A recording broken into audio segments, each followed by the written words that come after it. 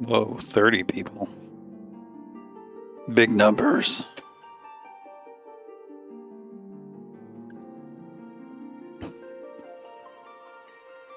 Why are you surprised?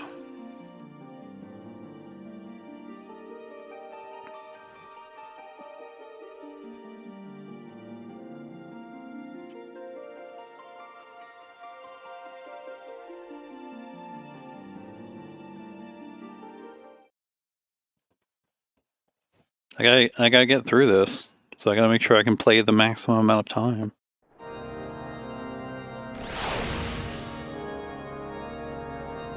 Sorry, Alpha, no. We gotta go gamble first. I guess I should set that as a favorite. I think a favorite will pop up first. I do go here a lot. Looked hella degen. What was he doing that was so degen?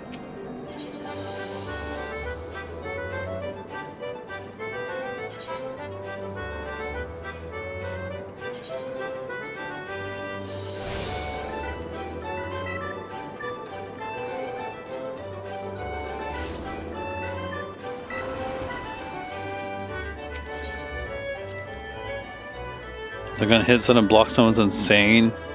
One chance, 40% cash outs. Sounding like some season 1 nonsense.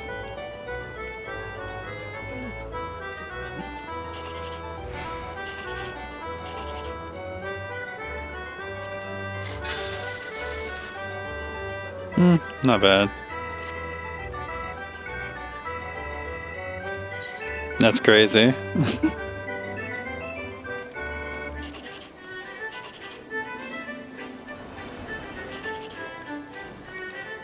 We have a 987 that's possible.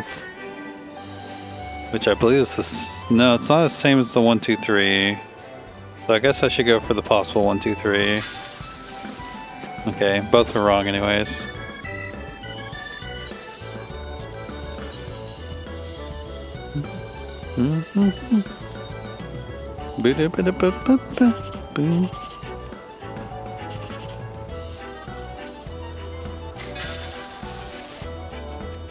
Alright. Oh, okay, that's how I can find my favorites. I can just do this and find my favorite.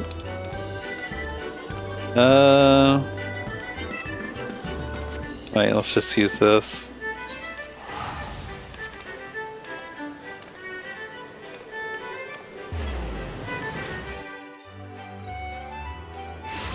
What were we doing? We were trying some icy lady. Oh, yeah, am I going the wrong way? My brain is so bad. There we go. This way.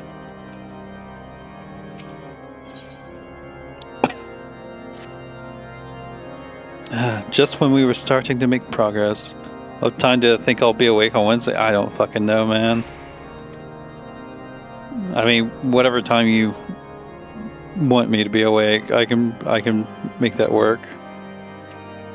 And to make matters worse, the caravan they spoke of was bound for Revenant's Toll of all places. Honestly, were I so inclined, I should think the gods were conspiring against us.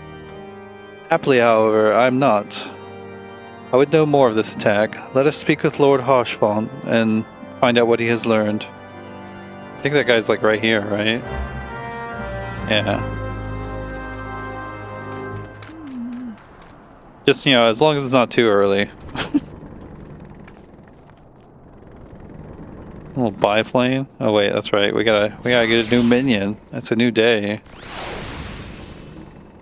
Gubu. My sincerest apologies for the interruption, my friends, but the situation is such that we must act swiftly. If you would be so kind as to elaborate. Iceheart's heretics fell upon the caravan bound for Revenant's Toll as it was passing through Boulder Downs. 'Twas an ambush, swift and ruthless. In an instant every knight was slain, every crate seized, then as quickly as they had appeared they were gone. It would be an impossible feat without knowledge of the route, knowledge to which only a select few are privy, I presume.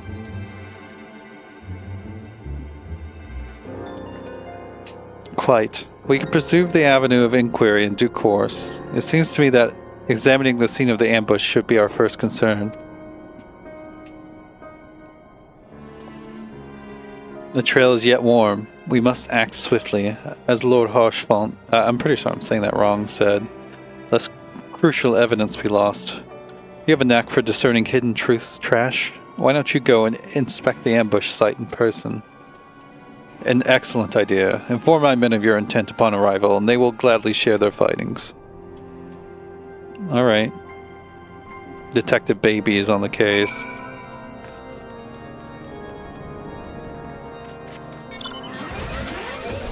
Whoa.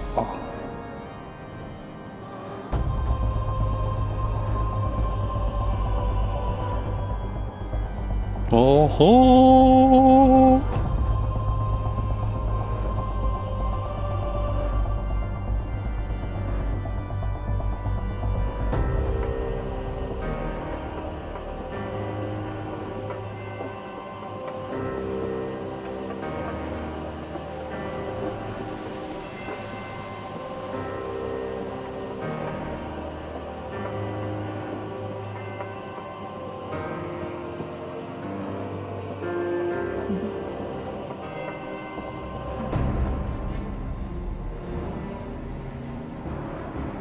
Yeah, I mean, that sounds fine.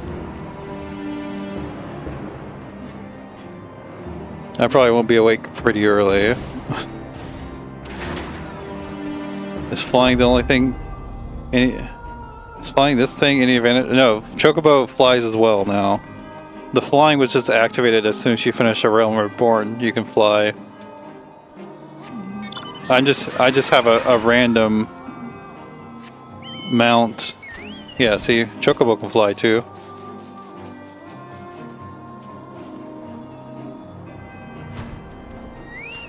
Can't wake up by noon? Probably.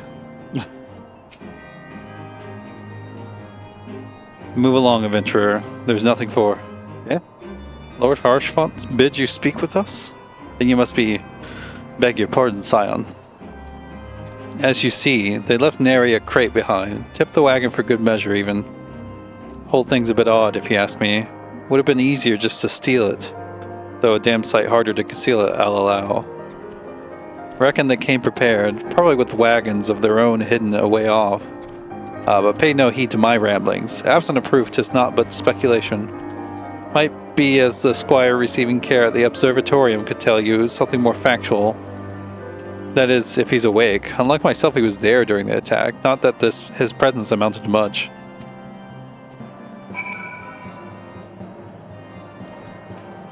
What's happening over here? Oh, that's just a crate that's destroyed.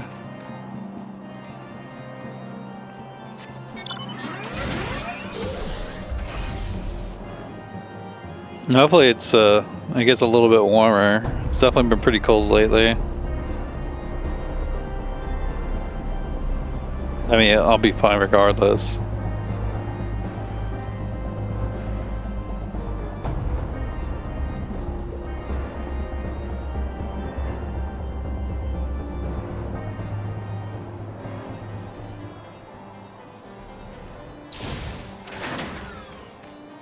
Are you in here or in the upstairs?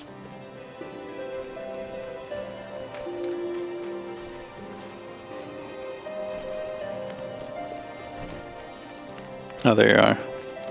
Surviving Squire. What a name. Definitely his real name. You've come to ask about the attack, haven't you? We came upon them before the entrance up to the halls of the Seven Echoes. Pilgrims, we marked them as, lost and ill-equipped for a journey further north. Our leader called out to them, and one stepped forward to answer. Slowly she approached, her silver hair flowing in the wind like melting snow. Just a young girl, I thought, some poor lost lamb in search of salvation. Our leader must have thought the same, else why would he let her draw so close? They exchanged some words I couldn't hear, and she leaned forward as if to kiss his cheek. And then he sighed and crumpled to the ground. I didn't know what would happen until I saw the snow turn red.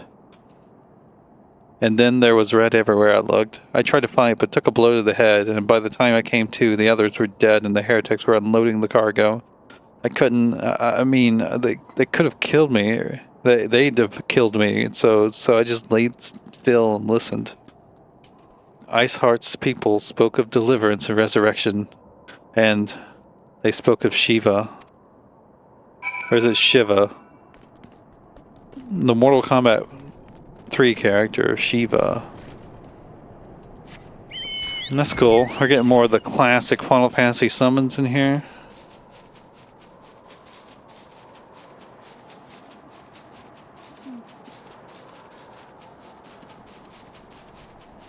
I hope it's the Shiva from 13 that was like two ladies that turned into a motorcycle. I'm pretty sure it's not that.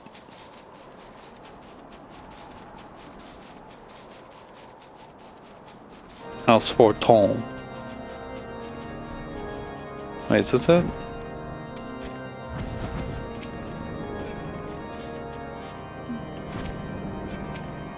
Why would I want to talk to that person? I guess I am facing towards them.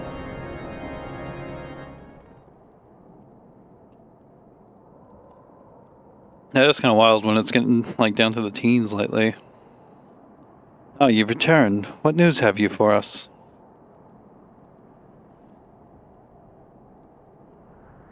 Where's your game of the year for games you completed on stream?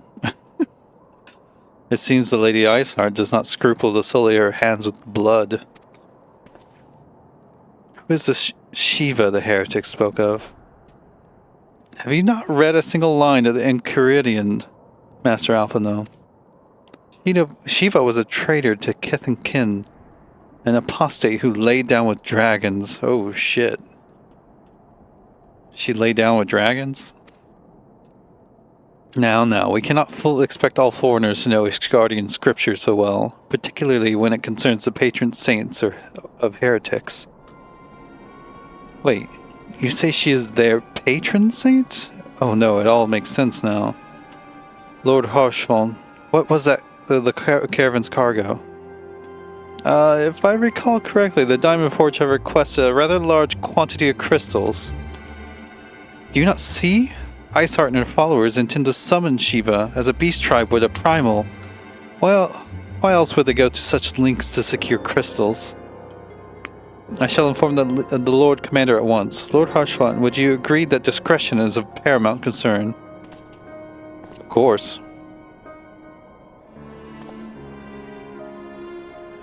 I trust we can count on your continued support, Master Alphino. The Scions of the Seventh Dawn have sworn to combat the primal threat. Our support is a given. I will need to send word to my brethren in Ravenous Toll. Our entire order must turn its efforts to the preventing of this summoning. Naturally, that includes you, though I am sure you would not miss this for the world. Let's get some black mage pants, I guess. It's kind of weird, they're just like, I know this like post A Realm Reborn stuff seems to just be like, let's just add in a bunch of extra boss fights.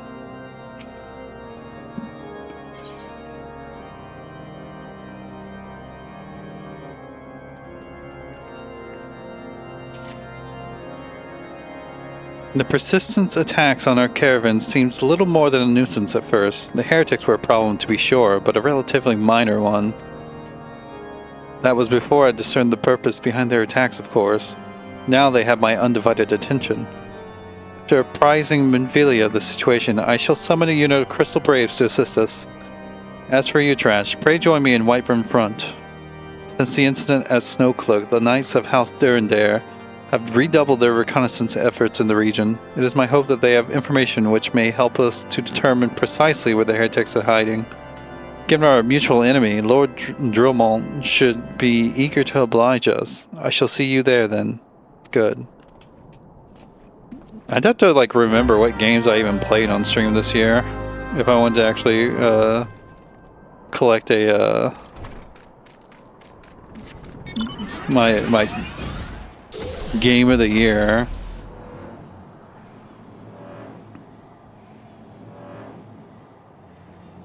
No, that just means my memory's real bad.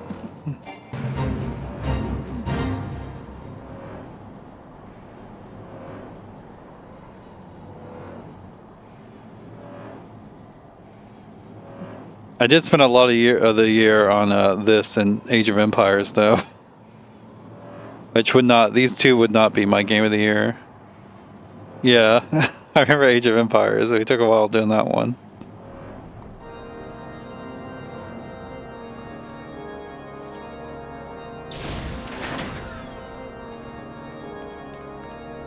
Donkey Kong was a letdown. Donkey Kong was fun. It might not have been like, I don't know how fun it was to watch me stream it, but I had fun playing it. Yeah, the ending sucks. All that work for just one extra level was weird.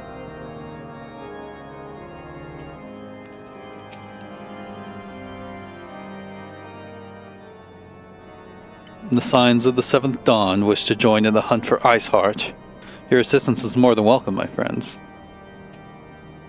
No, it might be Hades, honestly. It might not, again, probably not a good streaming game, but Hades is quite fun. Considering the report I just received, I dare say your timing could be no better. We're all ears, Lord Drillmon. A band of pilgrims is seen transporting a large number of crates to the west. Their garb appears to match the description provided by the squire who survived the attack.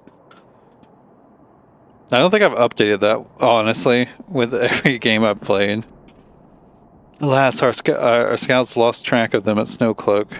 That self-same frozen wall which we speculated might conceal the heretics' hideaway. Suffice it to say, the disappearance of these pilgrims and their provisions all but confirm our suspicions. I've heard enough. My knights will join the hunt. I took the liberty of summoning a unit of Crystal Braves to Whiterun Front. Given the gravity of the situation, I trust you will agree that we must use every resource available to us. These are extraordinary circumstances, Commander. It would be in our best interest to coordinate our efforts. Such was my intent from the start, Sir Aramic. And so it begins, my friend, though I dare say it will prove an all too brief collaboration. Iceheart will not elude the combined forces of the Crystal Braves and the Temple Knights for too long. Nevertheless, a wise man does not wager all upon the success of a single solution. There may yet be subtler ways by which we can locate the heretic's lair. Mayhap Lord Drillmon has one in mind. It's so far in, like, number of games. Most games are not going to take as long as this has, though.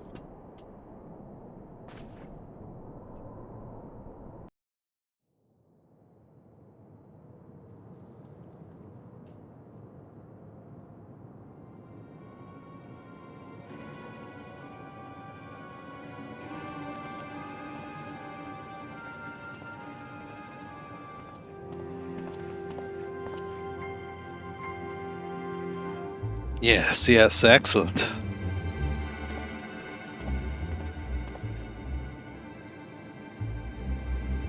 My lady, everything has been accounted for. If there's aught else you would have us do, pray speak, and it shall be done.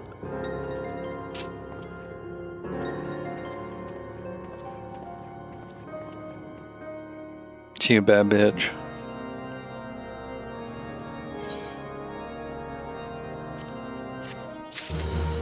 Woo!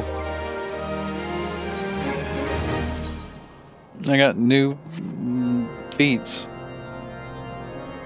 Yeah, I saw that whenever I looked at it last. I mean, he has plenty of time to come back. Bacon bread.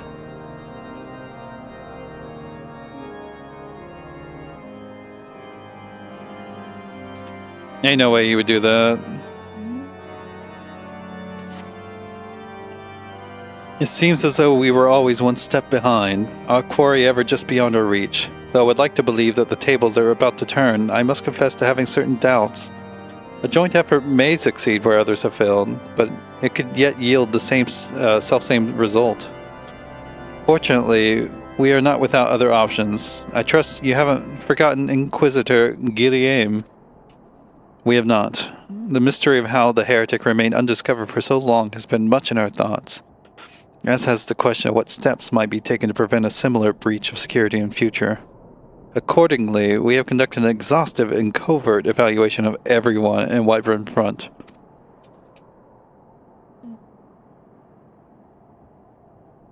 I believe the category says little to no interest.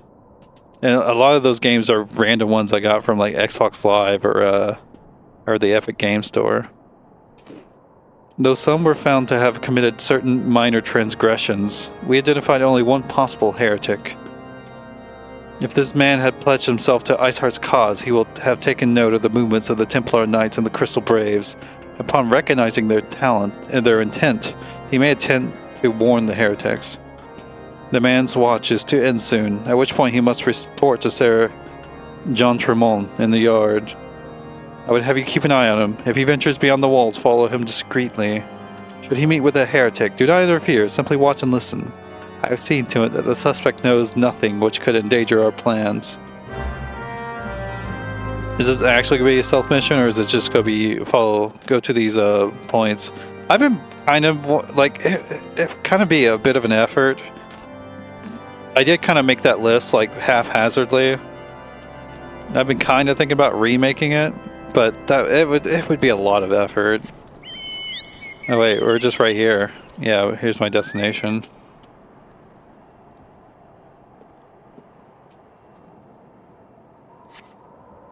Yeah, it is.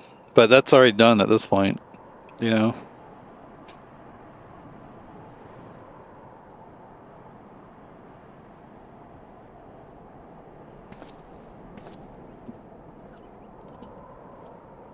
I'm so stealthy. No one would expect a red little baby. The suspected heretic leaves through the southwest gate. Am I actually being stealthy, or it doesn't look like it? There's a Colonel.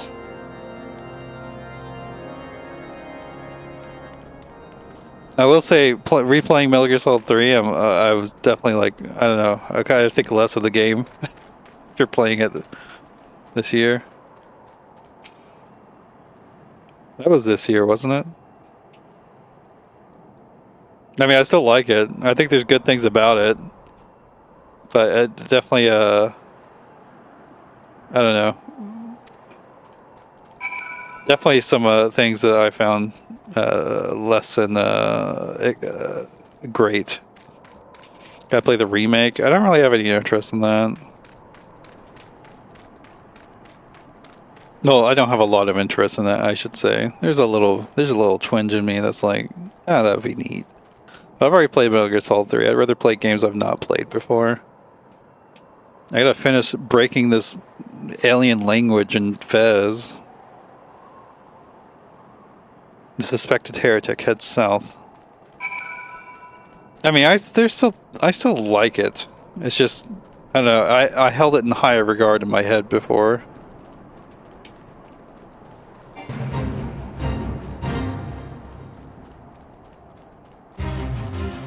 I'm assuming I could actually just run or anything here, but I don't know. I'm role playing now. We're trying to sneak around with my little Goobu. No, it's not just the aging well. I mean, the controls are very uneven and whatnot, but even the storytelling I found a bit lacking.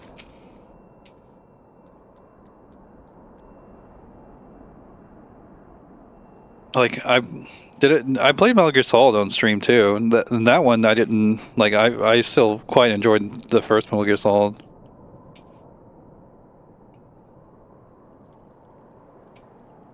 What's bro doing?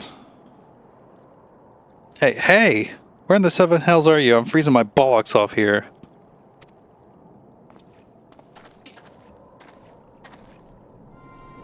I'm here, you blundering oaf. Why are you late? Standing on the wall, why else? I have duties to fulfill, you know.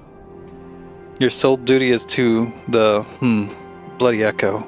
Lower your voice so they'll hear us in Whitebrim front. Yes, of course. The Temple Knights are mumble in Snowcloak. This is what you bring to me? We already knew about mumble. Our comrades in Boulder Downs will use the tunnels mumble, dead before they know what's happening. Nevertheless, mumble. If you waste my time again, is that clear? What's up, Raya?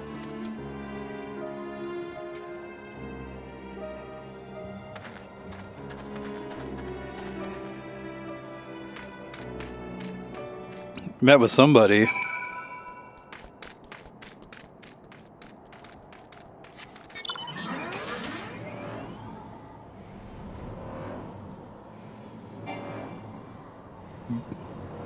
Bidet.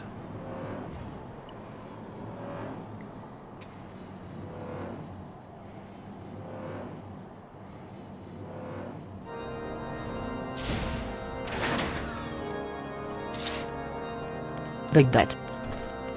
Bidet. Definitely one of my criticisms of Final Fantasy XIV is there's too many French names. I don't know how to pronounce like half the names in here. Well, did your investigation bear fruit? It'd be better if there was a voice acting. Then I would actually know how to pronounce all these names. I see. I shall have the man detained at once. His guilt is plain. I don't know about that man. Would that you could have heard their words more clearly. Yet the few snatches you were able to make out are nonetheless enlightening. It would seem the heretics are aware of our operation and confident that they can thwart it. Their comrades in Boulder Downs are key to their plans, which means it is key to our plans that they be rooted out and put to the sword.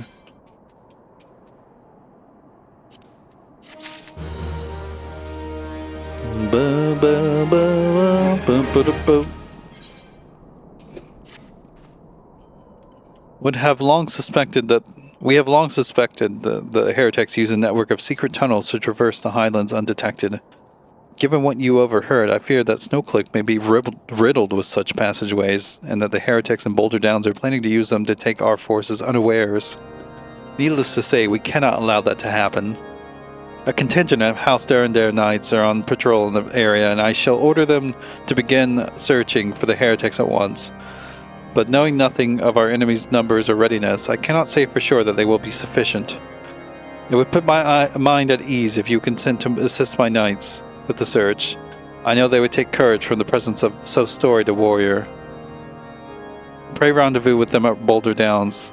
If Halone is kind, we may catch these heretics before their plans come to fruition. Show them no mercy, Trash. The lives of our allies are at stake. Did we clip when the two ABC TTS messages synced up?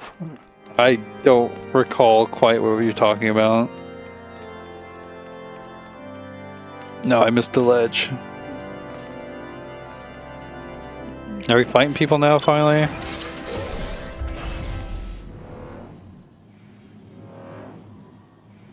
Whoa. I don't think I can go above this mountain, can I? Or can I? Ho ho ho.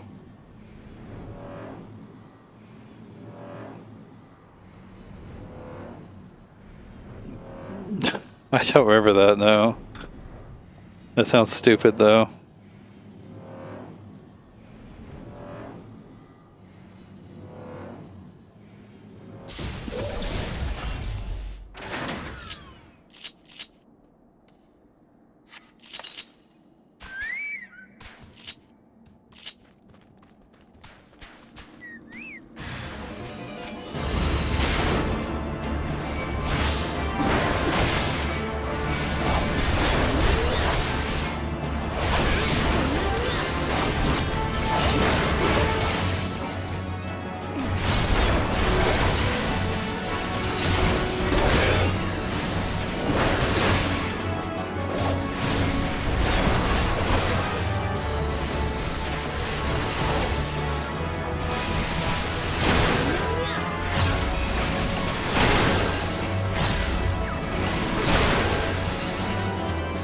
You Shadow Ball? Oh shit, there's more of them.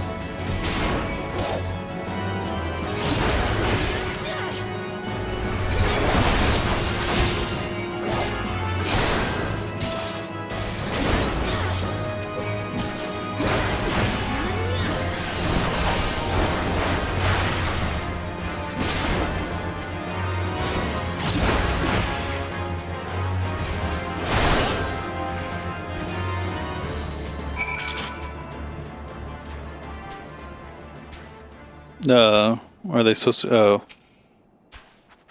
on their effects.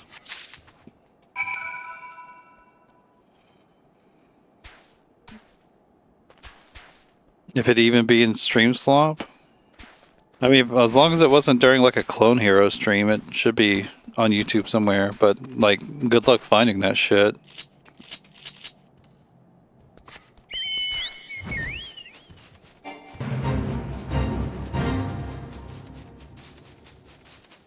Really? Was it not this year? I thought you were talking about something that happened this year.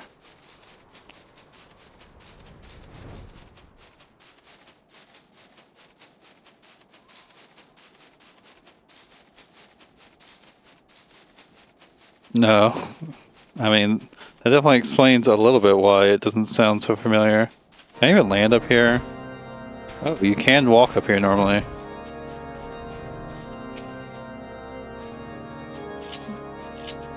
You can even get up to this bell tower.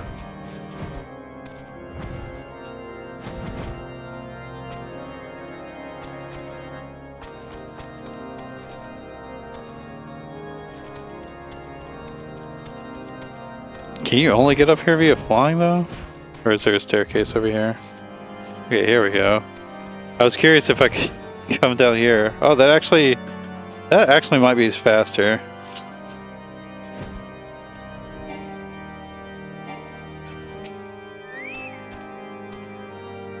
My knights sent no word for your coming, Trash. What has happened? What is that in your hand?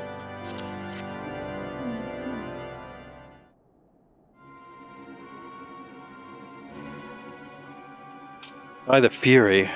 Those were veterans with years of service. And now they lie dead in the snow. Their bodies must be recovered and... No, we have to get... we have not the men to spare, not now. Not while Iceheart prepares to summon an abomination. Did it look like a chocobo? I don't remember that. The heretics you dispatched were not of sufficient number to contend with the combined strength of the Temple Knights and the Crystal Braves. There must be others, and I'll wager they're on their way to Snowcloak as we speak. To make matters worse, it seems the traitor you followed managed to pass the heretics something of value after all. The parchment you received is a timetable of the guardsmen's watches at our outpost in Snowcloak. The traitor was stationed there long before he aroused our suspicions. Would that we had caught him sooner. With this information, the heretics would know that the watch was weakest. They could use their tunnels with impunity and prepare their ambush. The timetable has not changed, you see. Of course, it will be changed now, but the heretics may already be in position.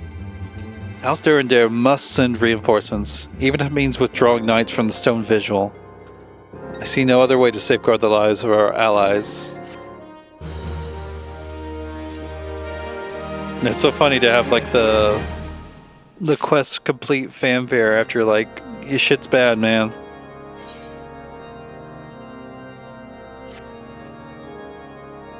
Time is of the essence, Trash. While my knights make ready to depart, the heretics may take our allies in Snowcloak unawares. Superior training and equipment will be availed them not if they are cut down ere their swords are drawn. But all is not yet lost. If you leave now, there may be still be time to warn them.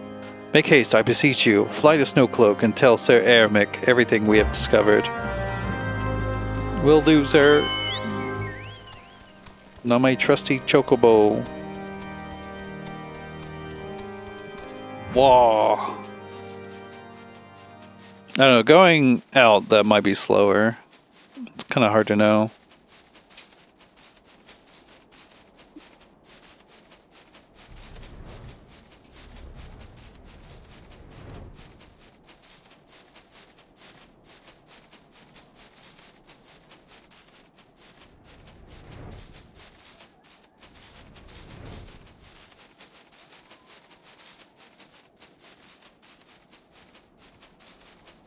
No, it is down there. Ugh. Not what I want.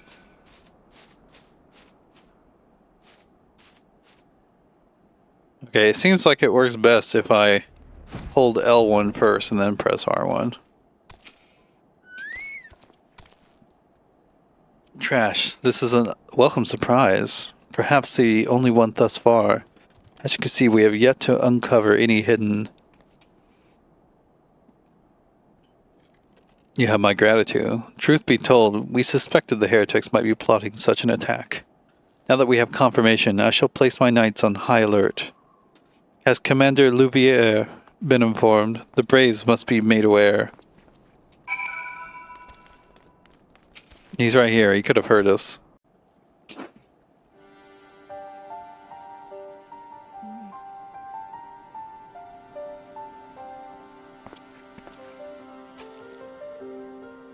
It must be here. I'm certain of it. Why else would they go to such lengths to defend Snowcloak? It's but a pity this discovery comes when our enemy has us at such a disadvantage. Forewarned though we be, the heretics know the terrain far better than we. I dare not think how many are watching us at this very moment.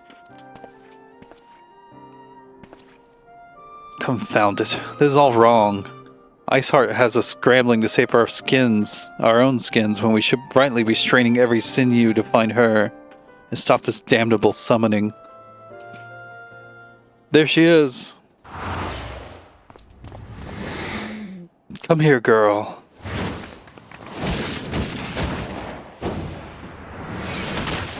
Fast cuts.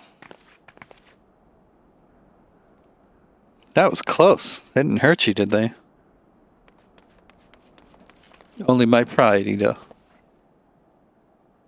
There will be others nearby. We must see that they are given a similarly warm welcome. Commander Louviere. You, Hase?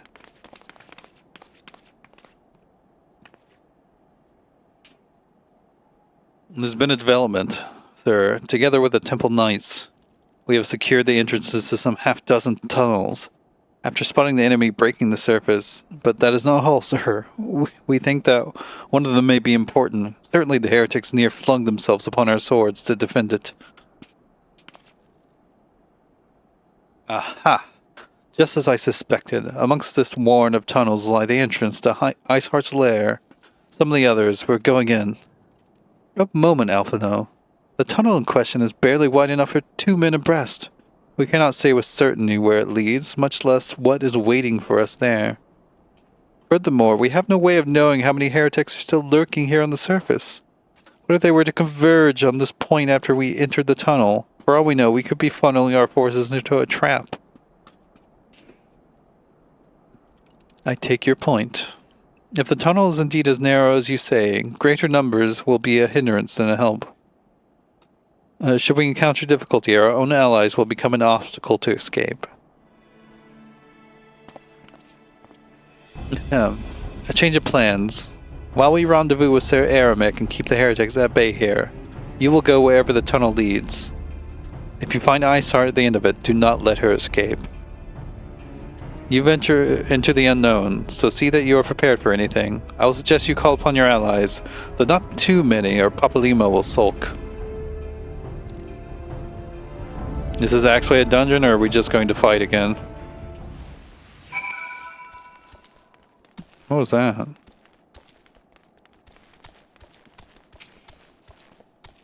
The entrance to the tunnel, madam?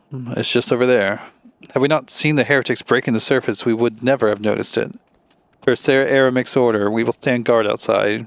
Please be aware that even should you encounter significant resistance, we cannot leave our post. Oh, it looks like it's actually a dungeon. Ah? Whoa, a real dungeon, not just a boss fight. Crazy.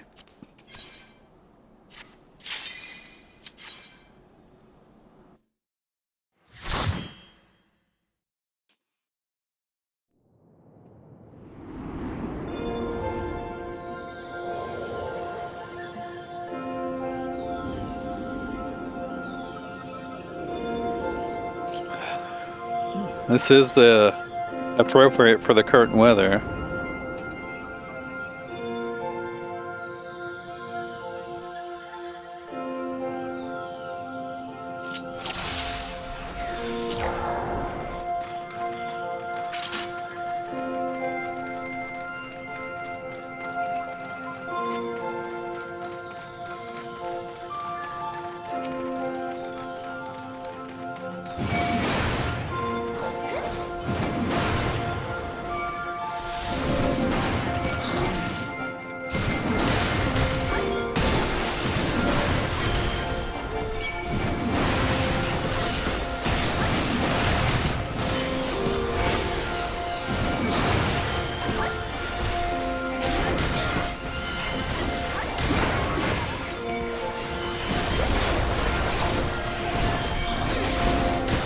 I almost died there.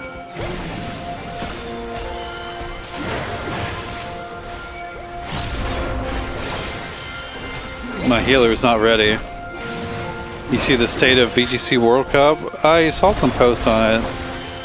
I didn't quite see what was going on with it.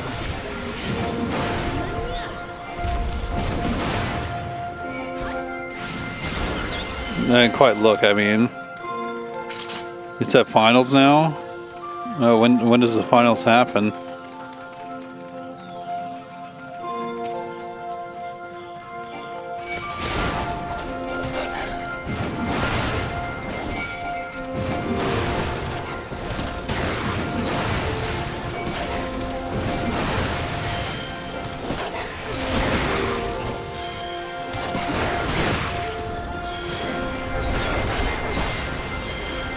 Oh my god.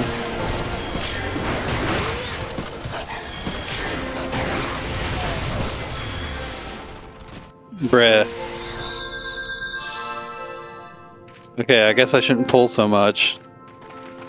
My party cannot deal with it. Very specific values.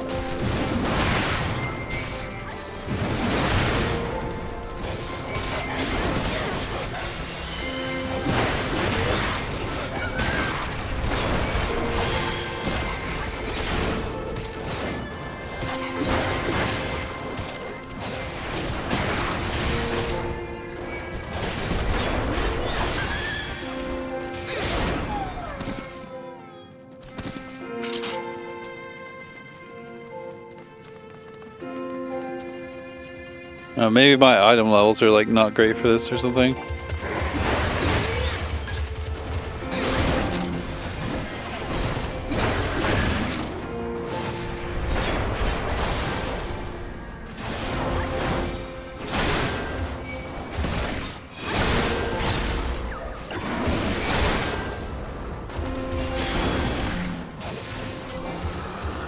The white bear drops a tiny key.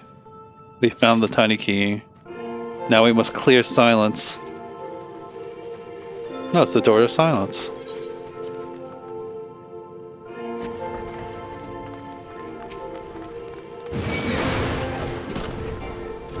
An ice bomb.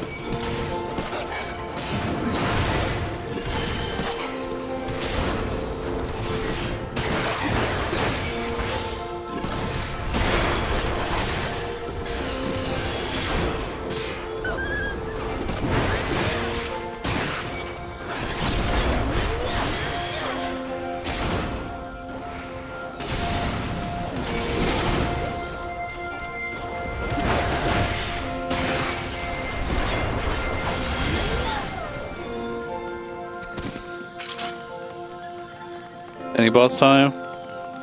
Mondel. Mondel, what's up with this guy?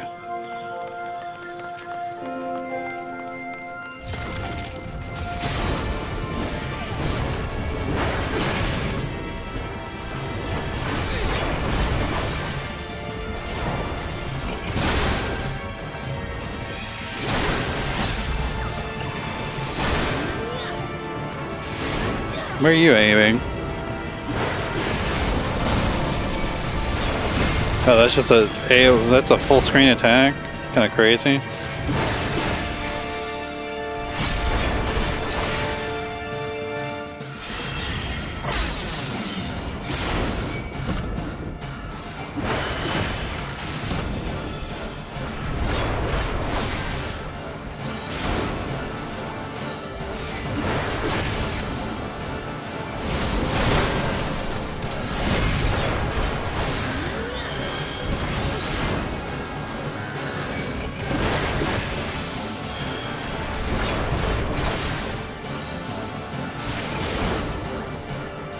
Tundra. Is that also full screen? No, creates an... Oops. Creates like a little ice filled away. Interesting.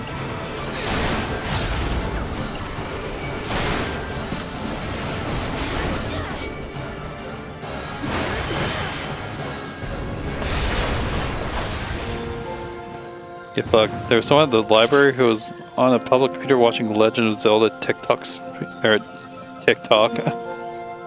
Tears of Kingdom? While playing on the Switch? I mean, I don't know. Nothing wrong with that, I suppose. I'm sure the speedruns for those games get kind of crazy.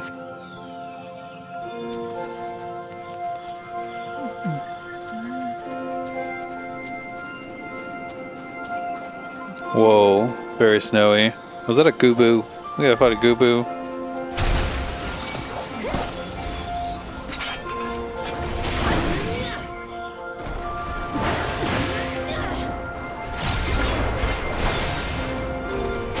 No, library activity you did? Did they have like loud volume or something?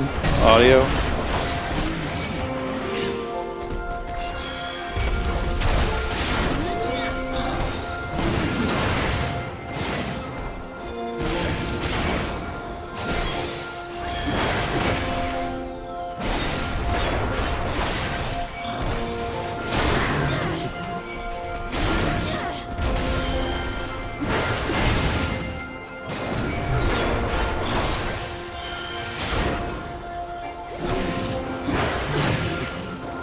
I don't know, what's wrong with watching a speedrun at the library? Do we need to cause something to fall down? Or no, it's this way. Whoa, what's this?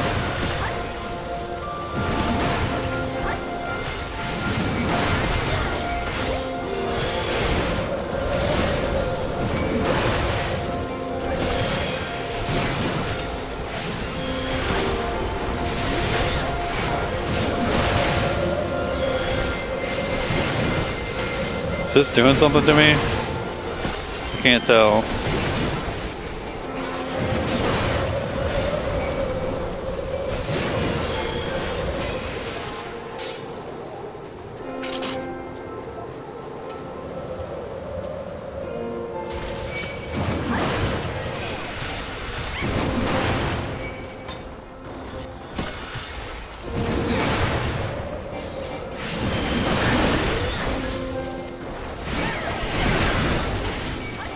What the fuck is this?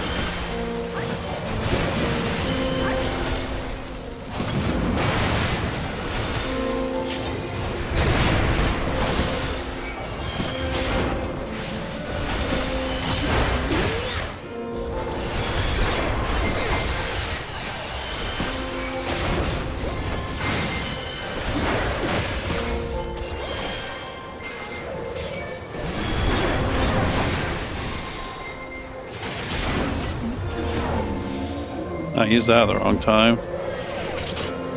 Yeah, it does. It gives you frostbite while you're in there.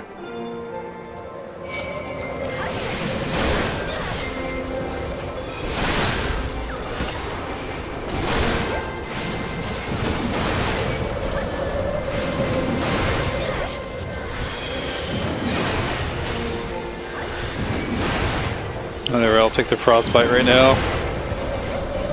Seems more annoying to try to get them away while they got,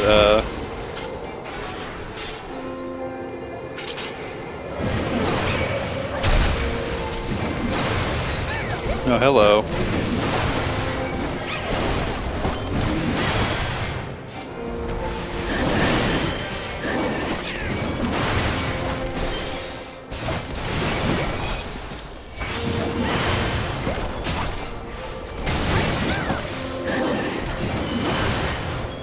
I just see Stone Edge when that rock attack is used. Yeah, it does kind of look like the Stone Edge animation.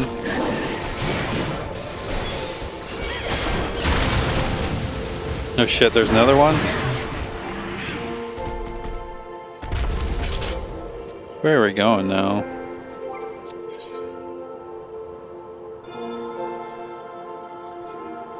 Now I guess we're moving all around until we get to here.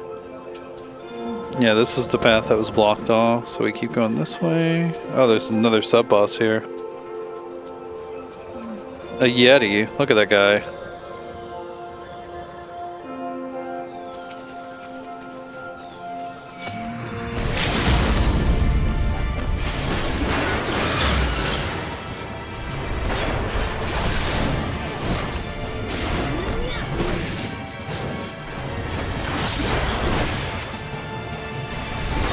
Hey, come on, look at me. You're supposed to look at me. Come on, don't be like this. No, I don't know if I can do anything to those snowballs. Whoa.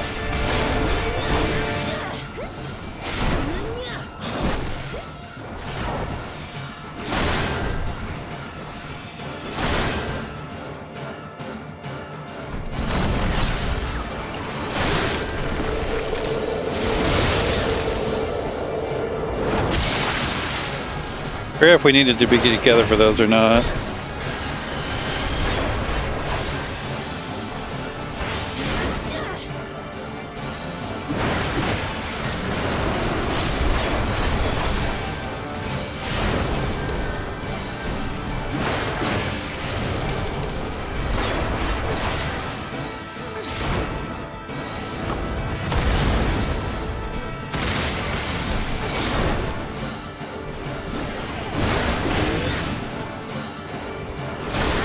Buffet?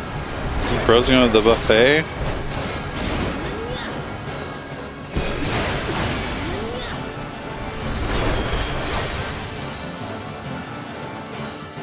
Speen.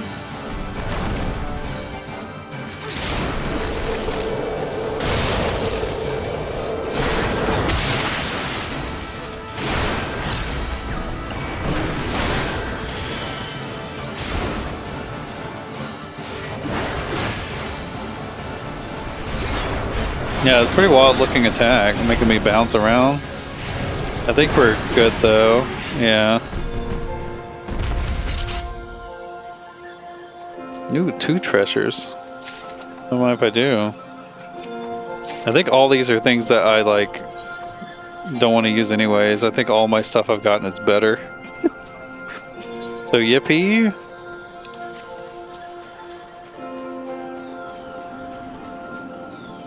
I feel like with the structure of MMOs, that's just not really feasible, though.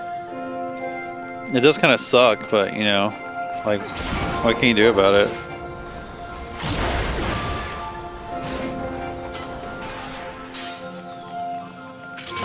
And thirst.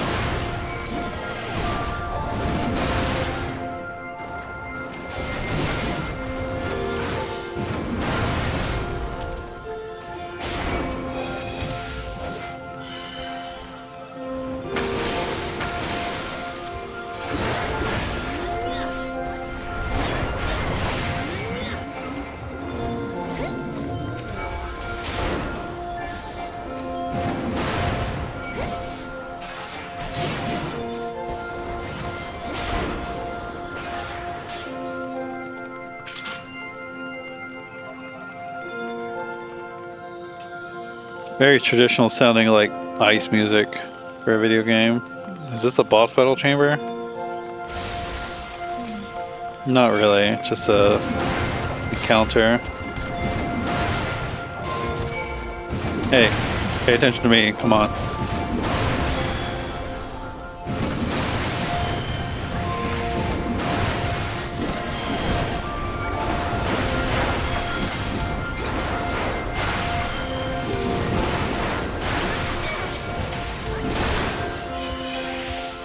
I completely goofed up.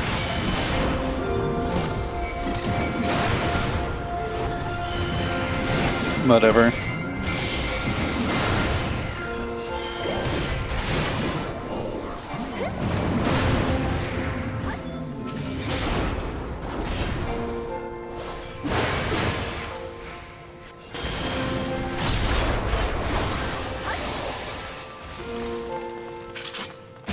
Spriggan.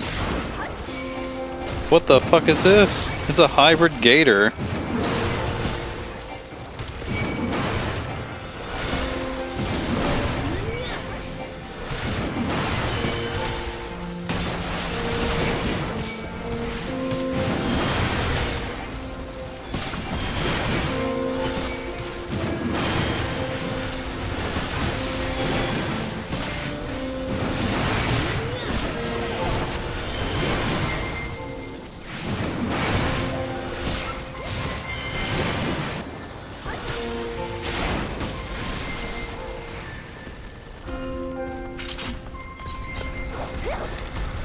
Oh, there's more?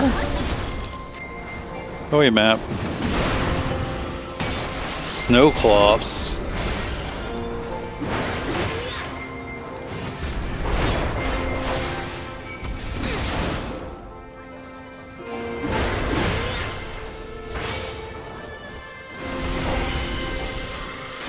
Oh, it died already.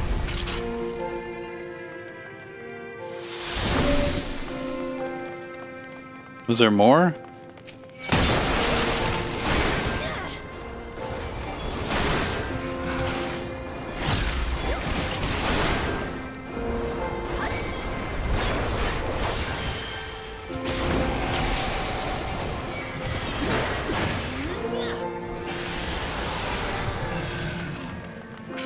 Kind of wanted to search around here, and I think these are all just little corridors for the enemies to come out. I feel like the later dungeons I played aren't really big into the having like little secrets with hidden loot. Finger of the Apostate, okay. That's definitely what that says.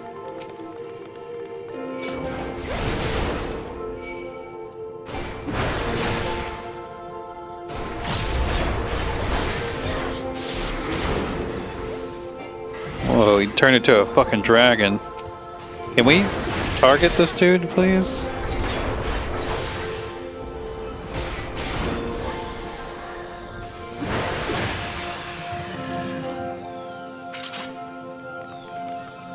That might be where we're going, or that might just be a dead end for a dead end's sake.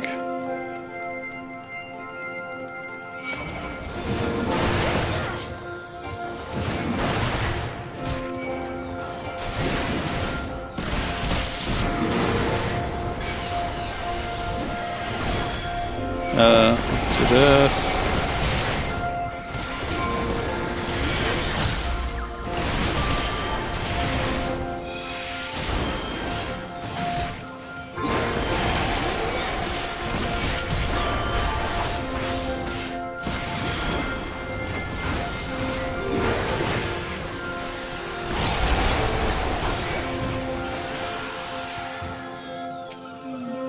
Luckily, they dropped what I needed. Does that unlock the door to Oblivion? Fenrir? Isn't that the sole bad guy attack?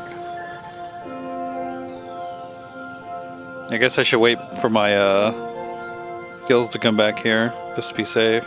Well, that's like a minute and a half I need to wait.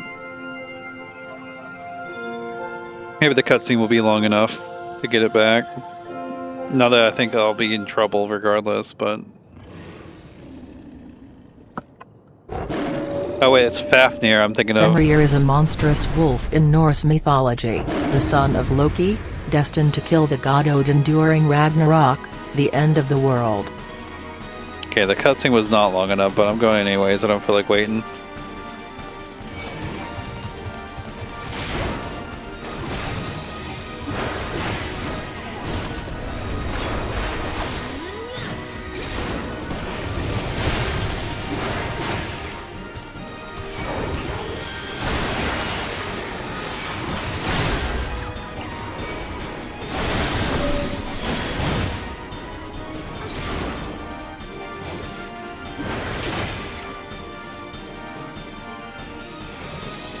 Oh shit, are we supposed to be attacking these? That's okay.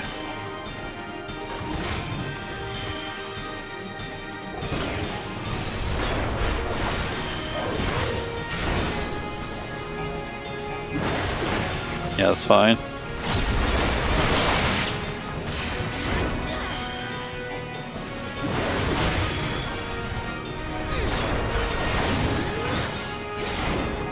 Heavensward Roar. Fafnir is a dragon from Norse mythology, originally a dwarf who murdered his father for a cursed treasure hoard. He transformed into a dragon to guard the gold, which was cursed by the dwarf Andvari. Fafnir was eventually slain by the hero Sigurd, who was guided by Fafnir's brother, Regin. Oh, we're supposed to hide behind these. I gotcha. Oh shit, I needed to wait a little bit longer. That's unfortunate. Please don't die.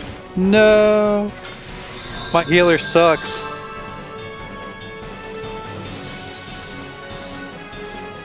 Look, I'm discovering the mechanics of the fight, okay?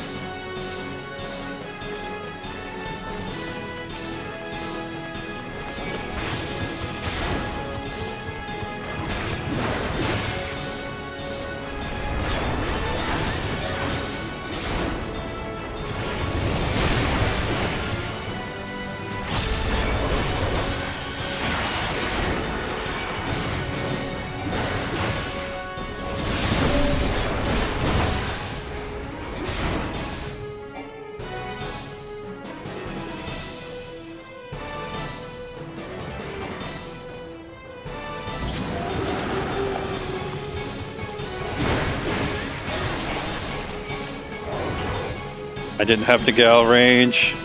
They should be able to heal me for this, though. I should be fine for it.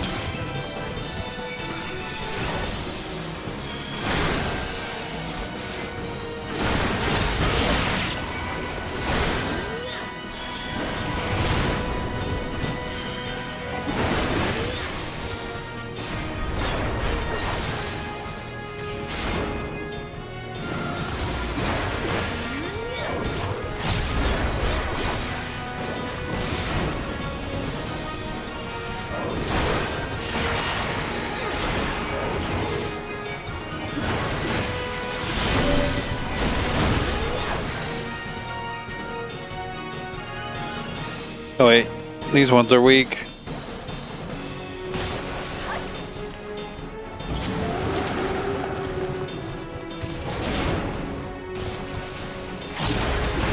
Let's go, I didn't get frozen for once.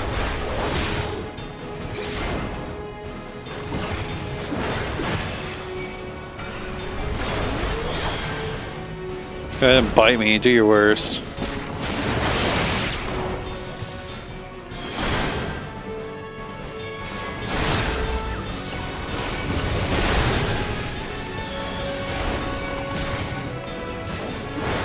Yeah, they know how to do it. I mean, that's how most players will be anyways that are playing this. Like, they'll be playing it on a repeat thing, so they already know how this goes.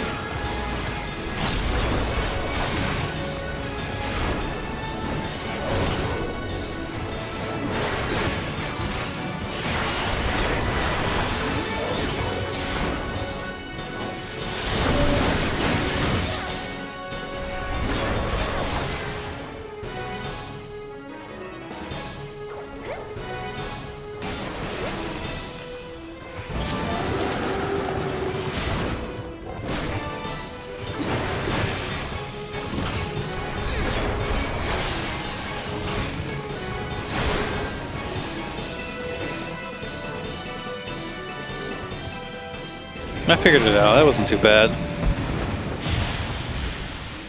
I do like it when the battles have something like that, where like I need to actually think about what's going on instead of just like mashing on it.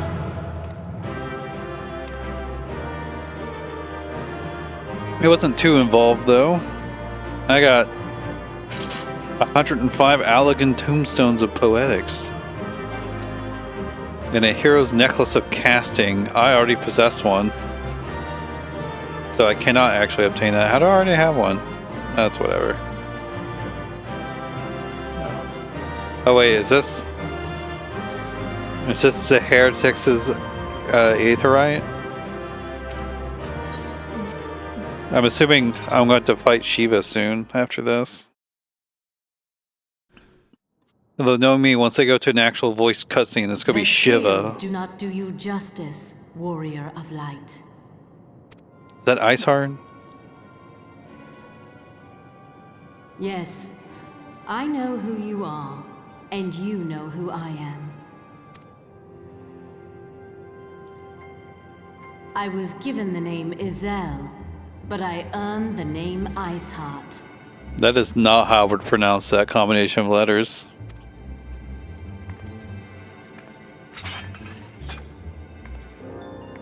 This endless cycle of hatred, of bloodshed, of sorrow. You would see it continue, O noble warrior of light. I would not. I will not.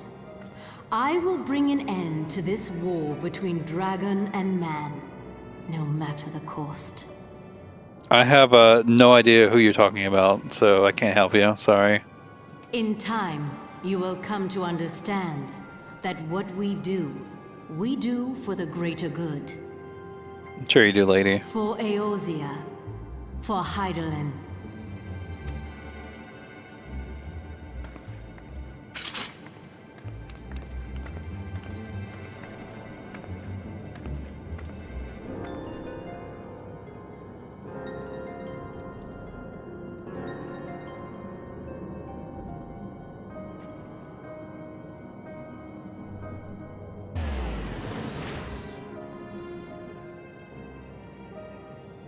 Where'd she go?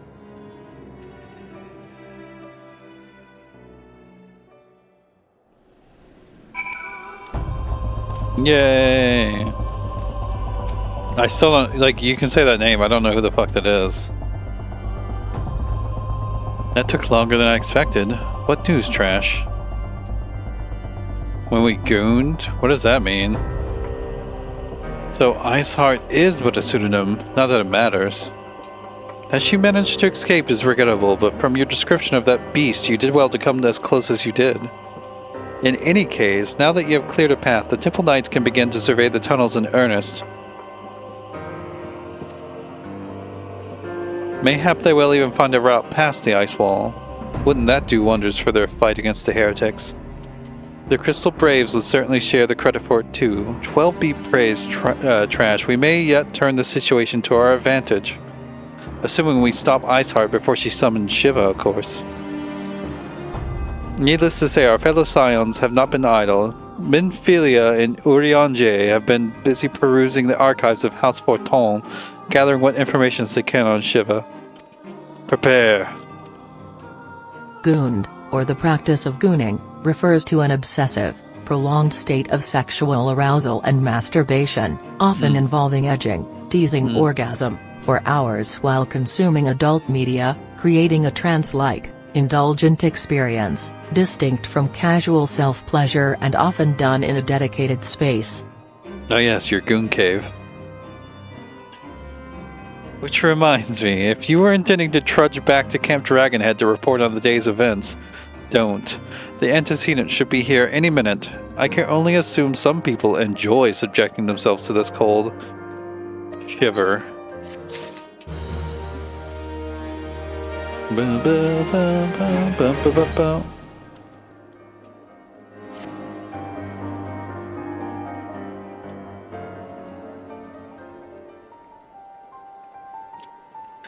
Here, you can watch someone goon. Oh, look, she actually gets a coat. Why don't you put on a fucking coat, Alphino? Antecedent, you come to us straight from the archives of Horst Forton. I trust your time there proved fruitful. With it that it had, Urianger and I scoured countless texts, but what we found was of questionable veracity. Accounts of Shiva's life and deeds are sparse and contradictory, only agreeing upon one point. She lay down with a dragon, the gravest of all sins, according to the Ishgardian faith. Yet in the eyes of Iceheart's followers, this was a holy act, the blessed union of man and dragon. How such a thing could even be possible is quite another question. Suffice it to say, I very doubt that we will find a useful answer in the archives of House Forton. Much knowledge has been lost over the centuries, though in this case one wonders if it is by circumstance or design. You said that Iceheart took a moment to plead her case prior to escaping, did you not? Yep. Viewed without prejudice, most would agree that bringing an end to an endless war serves the greater good. I think Sir Aramic might take issues with her methods. Are you sick, Slash? I'm a little sniffy. I don't got the big bubble, though. I do not care if a few stragglers manage to escape. Until the sappers confirm that the tunnel is safe, the men are not to search it. Yes, Lord Commander. don't know what that voice I just did was. Been sick for a week? Oh shit. You pursue your foes with less zeal than I expected, Sir Eremic. Lest you misunderstand, I do not deny that our enemy has given us good reason to be prudent. I merely meant, you being a man of faith, that I had expected a certain single-mindedness. After all, was it not by the will of Halone that your ancestors came to this land? Why they took up arms against the Dravanians? What would they have done in your position, I wonder?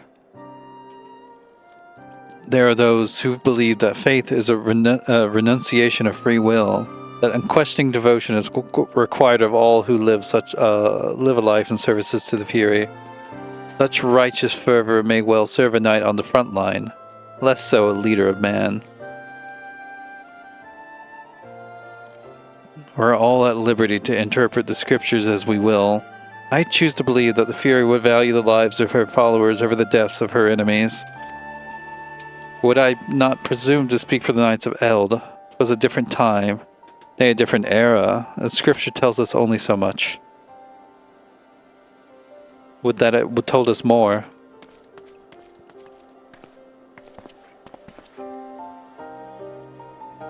Why she got green hair? She woke.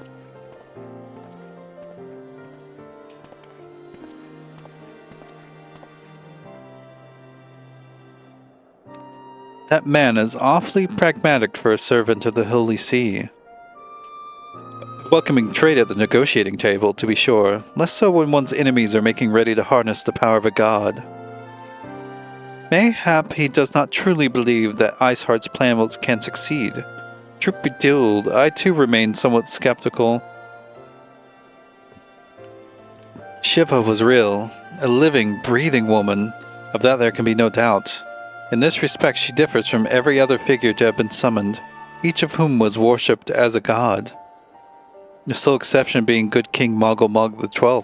The myth made manifest in response to the fervent supplications of the Moggle's guard. Saint Shiva may differ, but what of the heretics?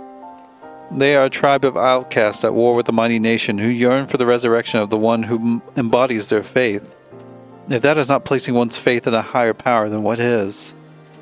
Crystals and conviction, Minfilia. They have them both in abundance.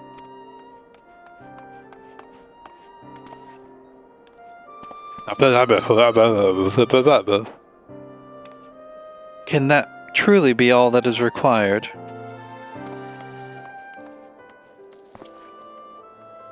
My survey team has concluded a preliminary analysis of the Aetheryte Iceheart used to escape. They believe that she teleported to another Aetheryte, somewhere not far to the west. Despite the apparent proximity of the second Aetheryte, however, they have been wholly unable to detect its presence directly. Unless Iceheart has some means to mask its signal, I can only presume she had it destroyed to prevent us from following her. Without the means to teleport as she did, we have no choice but to search for an alternative route. Most likely a tunnel, assuming one exists. Let us not give up on teleportation just yet. One of our colleagues in Charlayan may be able to assist us. I pray that you're right. I dare not think how long it will take us to survey the entire tunnel system. Charlayan? While Minfilia looks into our Aetheryte problem, I would like to request your assistance with another matter, of course. The third unit is currently tracking the remnants of the heretic force which attacked us. However, the search goes poorly despite our numbers. Oui, oulala. Kurthis is vast, and Iceheart's followers know the terrain far better than we. Your knowledge of this region may serve to hasten the process. The sooner we capture Iceheart's followers, the sooner we can press them for the leader's whereabouts. Also, this is, though it is admittedly a selfish request, I feel that my braves would benefit immensely from working alongside you. While we have our share of veterans, we also have more than a few less experienced recruits, many of whom look up to you. in case you were not aware. Yes, I know, I'm a big shot. Good. I knew you wouldn't understand. Juyu Hase can apprise you of the details. When the task is complete, come find me at the observatorium. Captain Aelbert and I are meeting there to discuss the latest developments in his investigation. The Temple Knights shall hold Snowcloak in our absence. Let us leave them to their work. Ours is more pressing.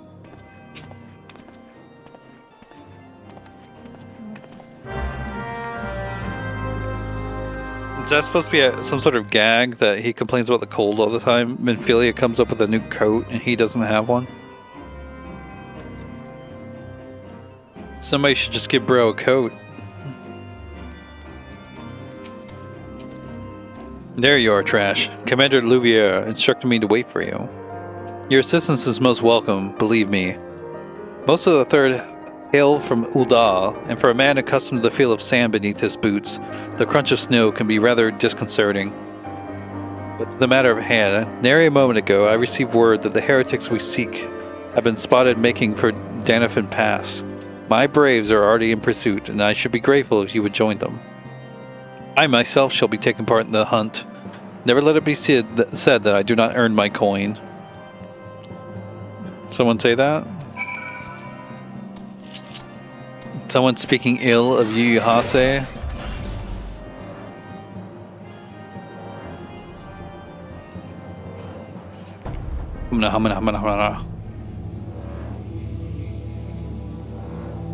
I'm tweaking right now.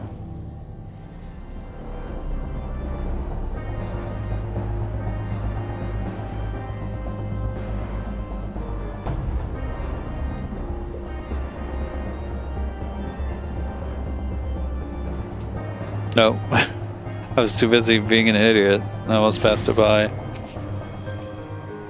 Seems like you're having trouble, sir. Thals balls, my ankle's on fire. Got my boot on a rock or something and twisted it as I fell. The others went on ahead through Danafin Pass. Hurry, you might catch up. If you aren't sure where to go, look for the tracks. The snow is fresh, so they shouldn't be hard to find.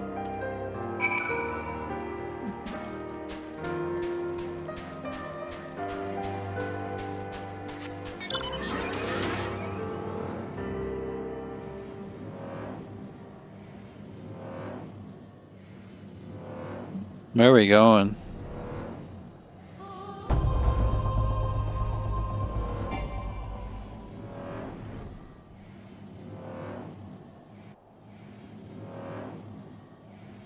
This place looks neat.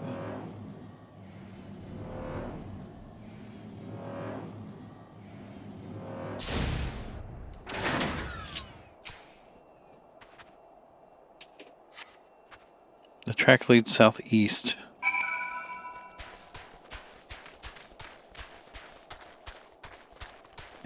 I think I'm still not completely leveled up enough to not get aggro from these guys.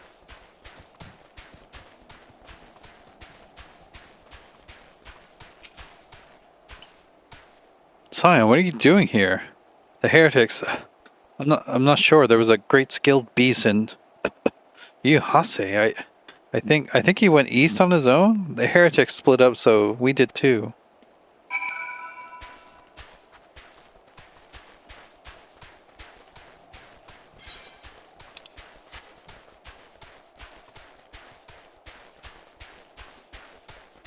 I thought it was going to make me go to the other side of the map again.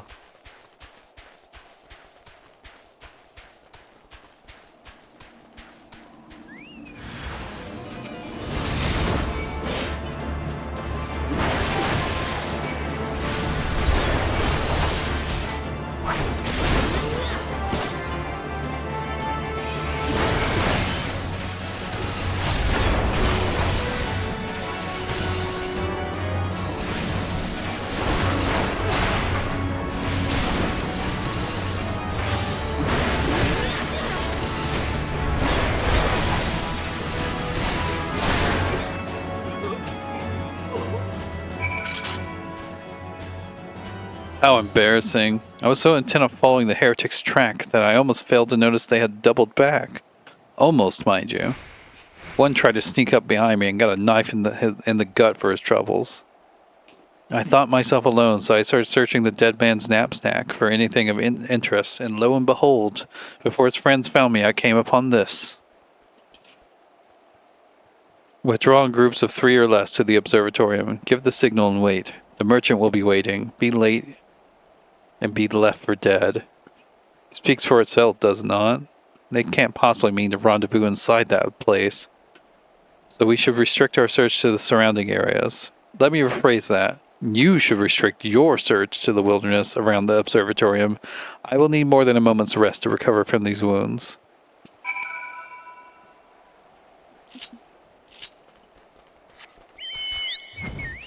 Chocobo.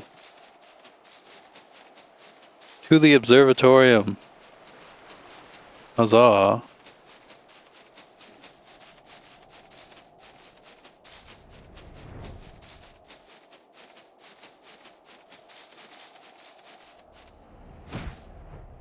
Hello there, buddy.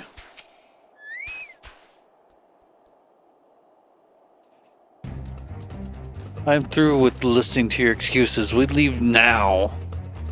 How? The woods are crawling with those bluecoats, and the knights are searching every wagon that passes through the gates. And there's a baby on your tail. Well, stay with her then if you think you'll fare any better. Now, there's no need for that. There are places like this in my homeland, sacred snow-capped peaks where blood must not be shed. Yet your land ever thirsts for blood of the fallen, and by your deeds it has drunk deep. She's really tall. No, I've done no wrong. None but meet in secret with heretics. Deny all you will, we shall have the truth from you yet. Inquisitors are not the only ones skilled in the art of interrogation. Damn it all.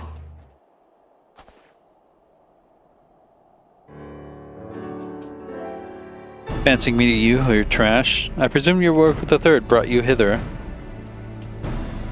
What a tangled web. Lest you wonder, we came not for the heretics, but for the merchant who has been conspiring with them.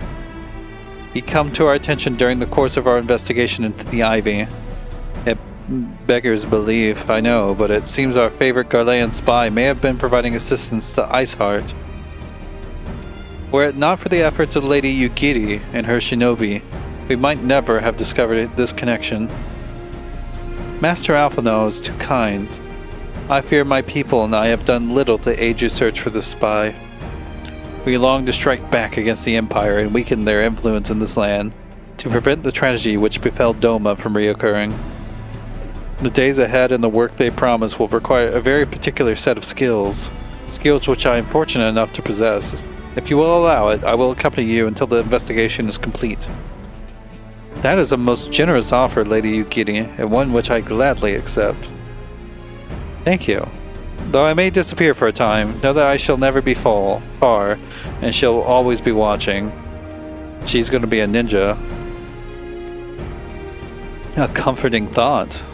Come, Trash, let us wait inside for Captain Elbert to return and deliver his report. You stay outside, lady. Giant lady. Is she giant, or are we just small? I legit can't tell.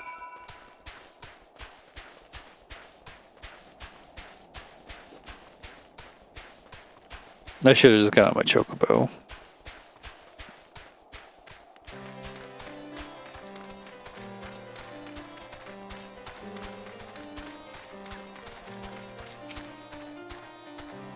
Captain Elbert seems confident that the merchant's resolve would swiftly crumble when pressed.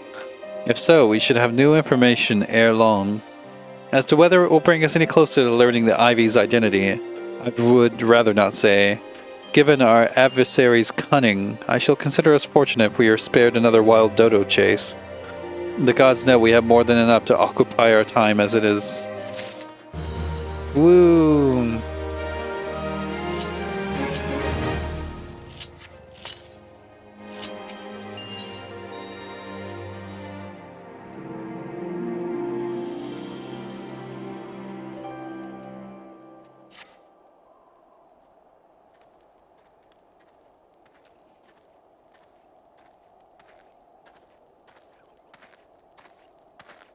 That's how I talk.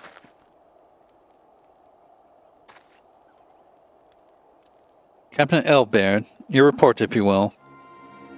Aye, Commander. Firstly, with regard to the heretic we captured, I regret to say that the man could tell us not what we did not already know of Shiva. We have since handed him over to the Ishgardian authorities. Henceforth, the Holy See will pursue the matter independently. Our inquiries concerning the Ivy, however, have proven more fruitful. We have ascertained the channel by which the heretics acquired their information on the shipment routes. Go on. You will recall the flame we first identified as being in the Ivy's employ. From him we were able to trace a trail of conspirators, each taking us closer to his master. Alas, the trail came to an abrupt end. Fearing that the investigation had been compromised, we took the necessary step of detaining all suspected of conspiracy. There were 5 on our list, including a flame station at Revan's Toll. The man's primary duty was to keep an inventory of donations from abroad, the particulars of which he would share with benefactors, thereby ensuring that needs did not go unfulfilled. By virtue of his role, he was privy to the detail of all shipments bound for the settlement. Needless to say, that included those originating from House Forton. He knew the precise route the caravan would take, and he sold that information to a merchant. I think I can guess which one. None other. With a little encouragement, he soon confessed to knowingly aiding and abetting the heretics. Well, that is one mystery solved at least. But what of the Ivy? Are we closer to prizing off his mask?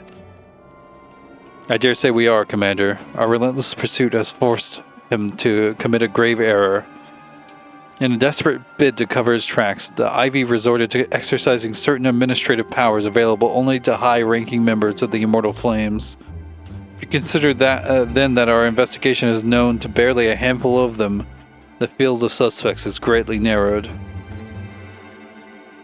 You mean to say that the agent is Raoban's innermost circle, someone who has been with him since the Immortal Flames' establishment? 'Tis the most plausible explanation. The infiltration likely occurred during the company's founding, with the groundwork for the act being laid beforehand. Slip into possession of authority unremarked, and remain above suspicion all these years. I too was surprised, though I really should not have been.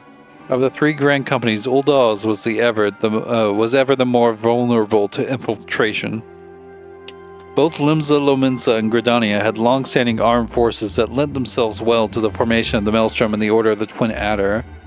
To all intents and purposes, it was the same people, loyal ones, mind, under the same leadership. Only the banner was different.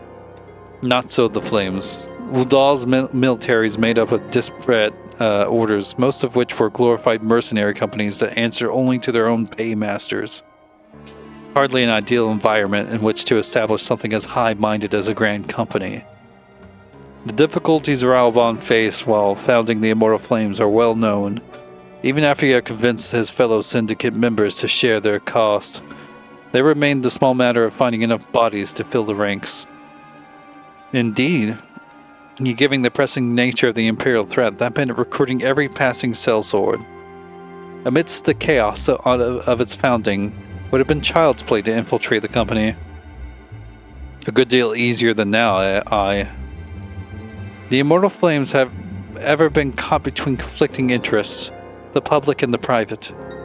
Though the Monetarists ultimately agreed to support their organization's founding, 'twas not out of charity that they did so, but simple self-preservation. Had now Van Darnus' ambitions been any less apocalyptic, you may be sure that they would never have risked supplying Raoban with an army. 'Tis but a wonder they did not attempt to extinguish the flames the moment the danger had passed. Ahem. Returning to the present. Even as we speak, our Doman allies are shadowing several high-ranking flames, one of whom could be the Ivy. Desiring to deal a blow against the Empire, the refugees were eager to lend us their support. I expect to hear from them ere long. Very good. Pray continue your investigation with the first. Meanwhile, have the second attempt to attend to the unrest. The third can join the fourth in inspecting crystal shipments. If they notice anything unusual, I want to know about it. If Shiva is summoned in like manner to the other primals, the heretics will be looking for further supplies. Understood, Commander. I shall send word to Sir Aramik, informing him of our success in identifying the heretics' abettors. Hopefully the information will be of some use to the Ishgardians. It is time, Commander. Yes, I am aware. An emergency council of the Alliance leadership has been called. There have been developments in Garlemald, it would seem. As commander of the Crystal Braves, my presence has been requested. I would have you accompany me, Trash. As the realm's stoutest champion, 'tis only meet that you be present for the discussion. It's only meet. Is that a phrase? Oh, and the antecedent has already given her consent, lest you worry. You don't need to talk to that woman about what I can do. It's only meat. Like me, you are doubtless eager to conclude our business with Iceheart, but until another path to her sanctum is found, she will remain beyond our reach. Memphilia and the Archons are sparing no effort to secure an alternative route. Until such time as they succeed, I suggest we give some thought to the realm's other problems. I shall go on ahead to Gridania in readiness for the coming council. Meet me at Nofika's altar, and we shall make our way to the Lotus Stand together.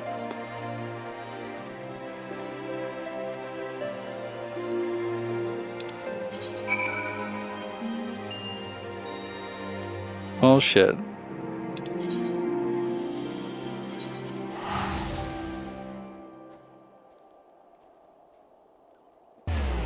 I definitely wouldn't. I don't understand meat.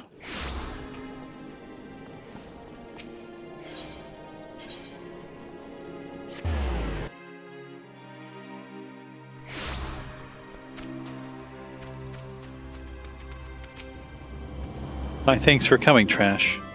When you're ready, speak with the conjurer yonder. She will show us to the Lotus Stand.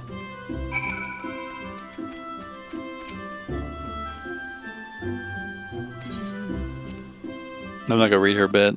I don't care. Voice acting? It's been a minute. I feel like it's becoming more common in the Change has come to pre-expansion the Garlean Empire, areas. and we must discuss the implications.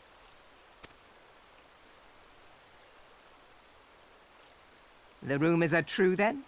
The War of Succession is ended? It is. A new emperor reigns in Garlemald. Who? A lot of intense cuts. The birth and all too rapid expansion of the Garlean Empire is commonly attributed to the strategic brilliance of Solus Zosgalvis, yet he did not rule alone. Several members of the royal household also distinguished themselves during his reign. Nevertheless, it was the eldest son who stood to inherit the throne, until his most untimely passing. I thought us fortunate when I learned that the Emperor had died without naming a successor. Is that a Dracula? That guy's got some serious pauldrons.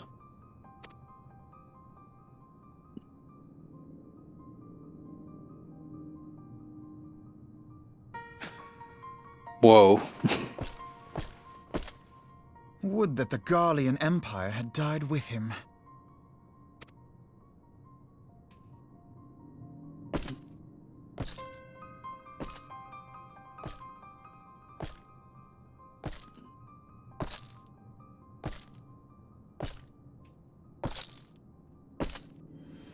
"'Twas the grandson and his uncle who had the strongest claims, was it not?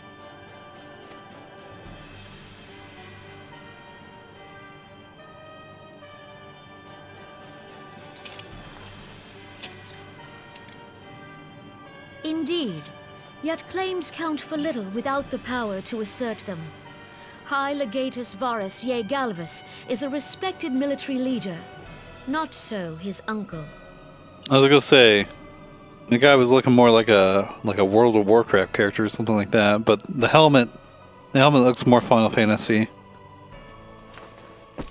Very ridiculous. So young Varus has torn the crown from his uncle's grasp and taken his place at the head of the Empire. That guy's young. I mean, he's not like super old, but I don't know if I'd describe him as young.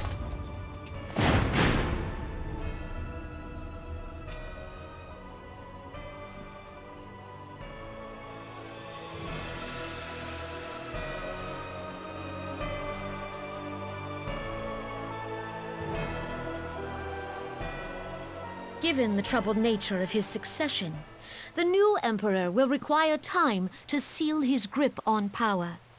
Yet have no doubt but that he shall, for there are none left with strength enough to oppose him. Since the success of Operation Archon, the remnants of the 14th Legion and the forces occupying Alamigo have done naught but fortify their positions. But you can be sure they'll be ready to march on us again, if their Emperor gives the word. When, not if. They say this Varus was so set upon Eorzean annexation that he spoke out against the Meteor Project. Plainly, the new emperor's intentions are of great concern to us all.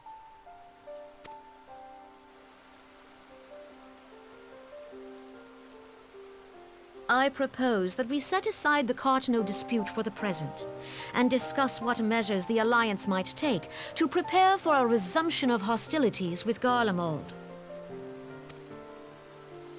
Moreover, I move that we re-examine the question of how our former allies in Ishgard might be persuaded to retake their place at our side. Could Eorzea but stand as one, 'twould deal a grave blow to our enemies' ambitions.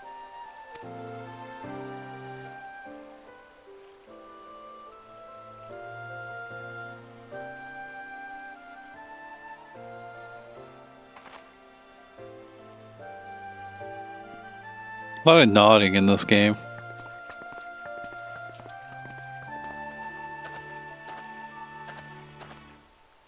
Well, I suppose we should be grateful that they have finally acknowledged the inevitability of Imperial attack. Who knows? They may even do something about it. If only the leaders of Ishgard would follow their example and stop hiding behind their gates, praying for the coming storm to pass them by.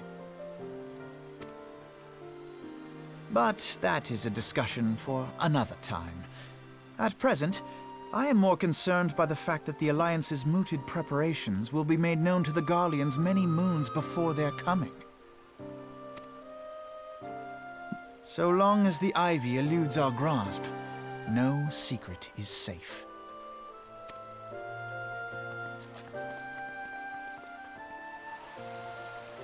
I look so happy while nodding.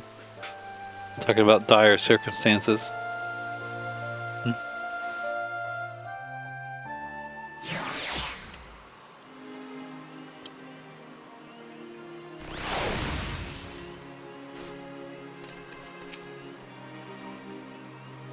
It will not have escaped your notice that the nations of Eorzea are no nearer to being of one purpose, despite their protestations to the contrary. Plainly, the threat of a resurgent Garlemald is not enough to stir them. And the reason for this? Deep-rooted mistrust amongst the citizenry. The nation's leaders can come to all the understandings they like, but their unity means little and less to the common folk. Take the Luminsons, for instance. Though Admiral Merwin outlawed piracy over a decade ago, foreigners still picture the nation as a haven for grog-swilling, wooden-legged cutthroats. And likewise, the Gridanians are mocked as hermits who talk to trees, and the Uldans scorned as swindlers who worship coin. I mean, that last one seems accurate, actually. Not that such sentiments are entirely without grounds, of course. Take that pillar of Udon society, Telegi Adelegi, for example. But that is beside the point. The fact is the people are wary of outsiders, whether they have cause to be or not. On that basis, one could argue that the conflict at Cartenon is a necessary evil. Each nation has its own warmongering faction that advocates the acquisition of Omega. In order to placate them, we present them something resembling warfare and thereby curb their appetite for full-scale conflict. But enough idle musing, let us speak of a more pressing matter, the Ivy. Since we spoke at the observatorium, Captain Ilbeard has further shortened his list of suspects, and by happy coincidence, the one he deems the most likely candidate has lately come to Gridania. The hunt nears its ends, Trash. All that remains is the corner of Quarry. Seek out Ilbeard near the Adder's Nest. He will give you the particulars. Should there be any developments in Kurthis, you may be sure that I will send word without delay. In the meantime, I wish you success in apprehending the Ivy. It is funny that they like send people to give word sometime because like, don't we have like magical like codex or maybe you want to call it like maybe you want to call it like I don't know, like cell phones or whatever. Like you get a little call. Maybe that's not so widely distributed or something. Minfilia won't stop calling me though. Alright, we're going this way.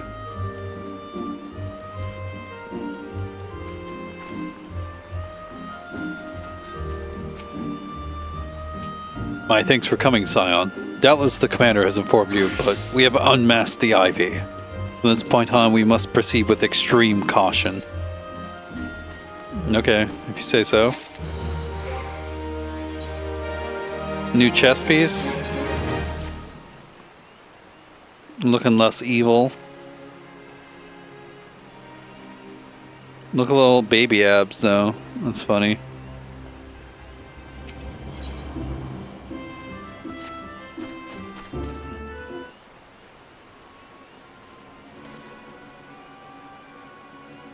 Listen well. The spy we have been seeking all this time is none other than Flame Marshal Elaine Royale, Raubon's second in command.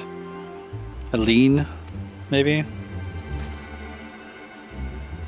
Prior to joining the Immortal Flames, she was a mercenary of no small renown. They say her skill with a polearm had to be seen to be believed. Of Ishgardian birth, she is the highest ranked foreigner in the Immortal Flames, barring the Flame General himself, of course. When he formed the Grand Company, Raubon chose people based on their worth. Whence they hailed was of no interest. The monetarists saw things differently, however. Having funded the enterprises, they reserved the right to reject candidates nominated for high-ranking positions. And 'twas no secret they did not favor foreigners, Ishgardians especially, after the way the Holy See forsook the alliance. Yet the monetarists did not raise so much as a murmur of protest when Rael was appointed to her post. Passing strange, is it not? Could it be that the Ivy had some hold over the monetarists? What's up, Amadeus?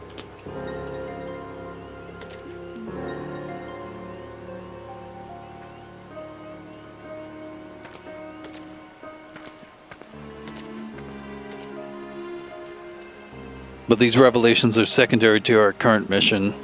Of foremost interest to us is Rael's presence here now. As you may be aware, it is the duty of the Flame Marshal to command the Immortal Flames in the absence of the Flame General. While Raubon attended the Council of Alliance Leaders, he should have remained in the Hall of Flames. The woman has no business being in Gridania, yet here she is nonetheless, on some pretense. She is up to something, mark my words. Even as we speak, I have a dozen men trawling the Flames records for evidence of Royale's guilt. But if we can catch her red-handed, we shall have all the proof we need. Which brings me to the plan. I have people watching the city gates, the airship landing, and the docks. Every point of egress. She cannot leave without our knowledge. Is it egress, maybe? All that remains is to shadow her until she betrays her true purpose. Can I rely upon your eyes, Scion? Sure. I am baby. You have my thanks. Let us go then and take care not to alert our quarry.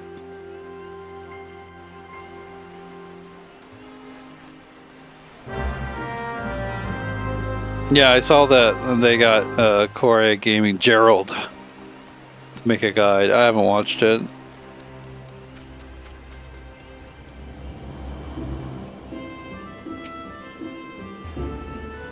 Rael is headed in the direction of the Blue Gadger Gate. With me, Scion. I mean, it could be a good guide, but I feel like it probably doesn't have information that would be useful for me as someone who's played like a bit of it. A good bit of 2XKO. So Rael has entered the Carline Canopy, meeting someone perchance. Could it be she means to board an airship?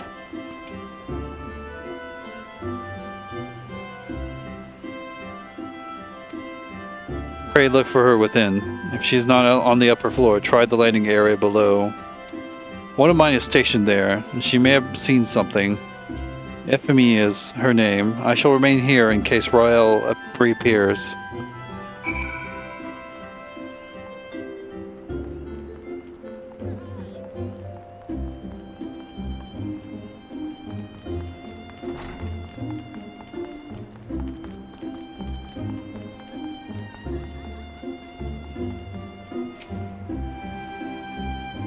Trash baby, such an unexpected pleasure. What brings you here?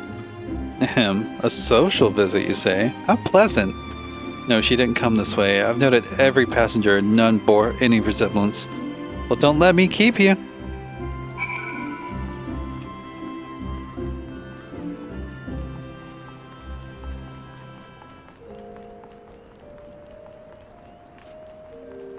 I mean, people, that's what the Twitter is for, you know, it's for misunderstanding people.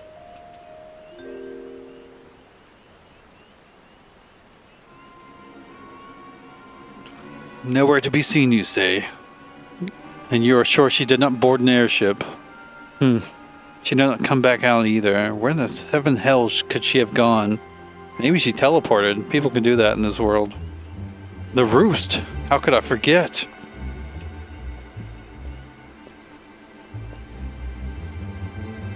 Greetings, good sir. Might I interest you in some Muntuik tonic? A cup a day imbues a man with great vigor. If you take my meaning, perhaps another time, friend. Wait, that necklace. You are a shinobi of Doma. The woman you seek has left Gridania by way of West Shore Pier. She was attired as a merchant, but these eyes are not so easily deceived. You may wish to take your search to the East Shroud. Rest assured that we shall continue to support you from the shadows.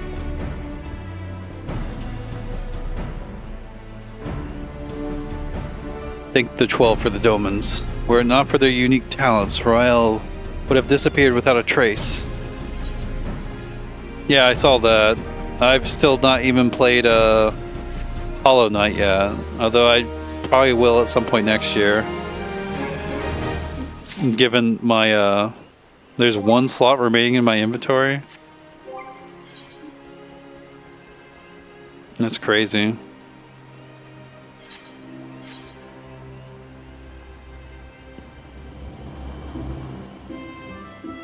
I have no idea what most of this stuff is doing anyways.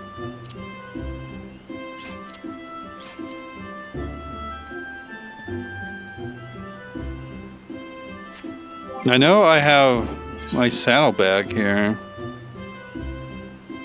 I can hold 70 items in it. And I think my armory chest is like separate from this.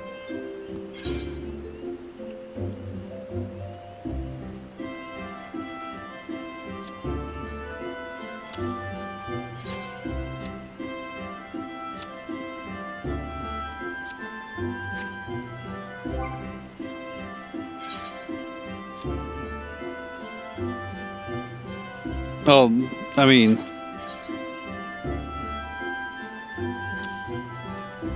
how do I get back to...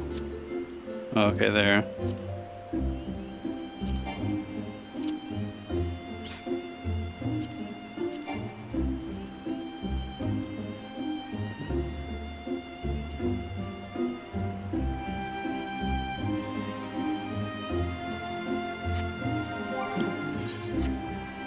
Where is a merchant that I can sell shit to? Because I've been building up these like gold pieces that I definitely need to just get rid of. I have like literally no need for them. It doesn't know where I sell shit to.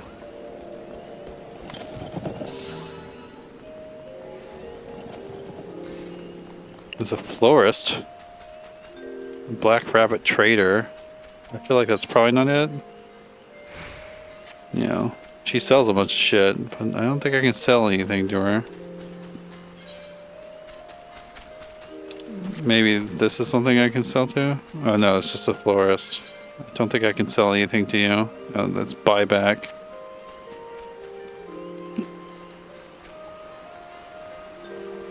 What are you on about, Roman? Maybe it's the merchant and vendor? Or the repairer? Armor?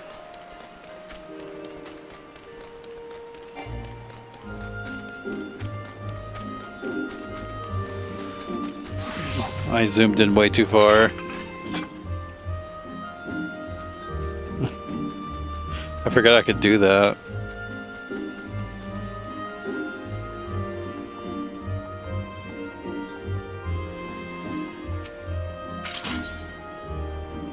No, they only repair stuff. I mean, I'll repair stuff anyways, but...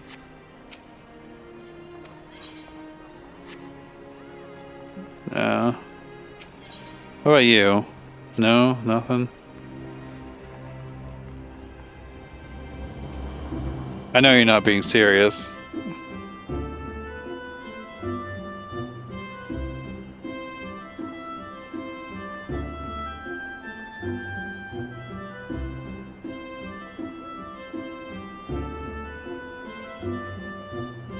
Just right-click the item you wish to sell when speaking to a vendor.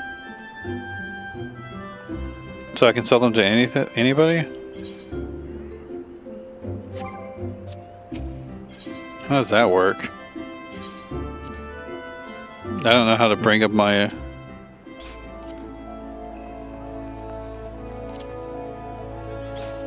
Okay, well, that's not really a vendor, so I guess that doesn't work with them. Whoa. I didn't know you could do such a thing. I've played so much of this game, I have no idea how to interact with items because I've just not messed with them at all. I've just been collecting them. Can I just sell anything I want to this florist? Because that would be kind of funny.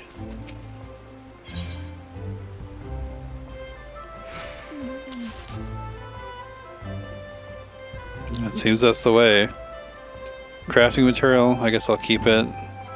Used to repair equipment, I'm good. Crafting material, I'll keep it. Raisins.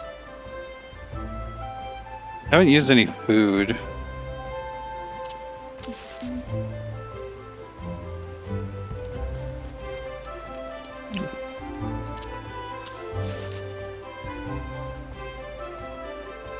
Yes, I'm going to do the very fun thing of just going through all my items. Die.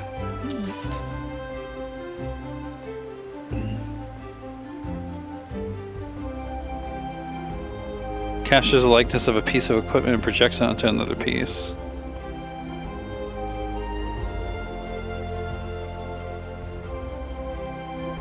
Gardening.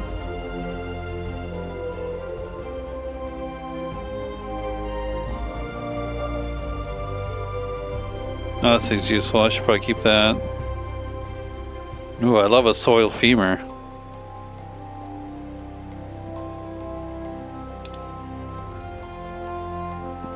Can I sell? Okay, yes, there is a sell thing. Okay, I can do this with this.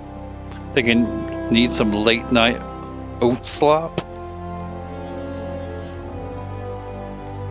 We have a bunch of crafting materials.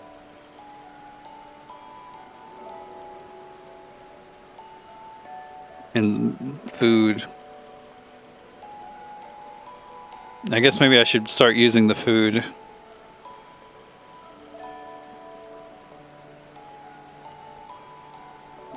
Naturally incurring dark matter. It's a catalyst. I feel like that's also for crafting.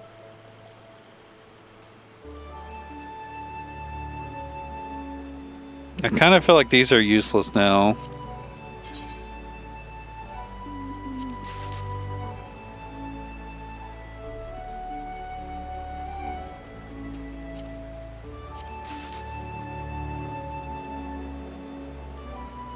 Die. Weak sleeping potion. I'm not gonna use that. Chicken egg. Wolfing. Crafting, crafting, crafting. Crafting. Milk fed until tender. Oh, did I not use my buffalo calf? I gotta use my buffalo calf so I can, That's a racing thing. Did I not use that yet? Crafting, crafting, crafting, crafting. Die. Crafting, die. Die, die. Materia. Potion, I'll sell.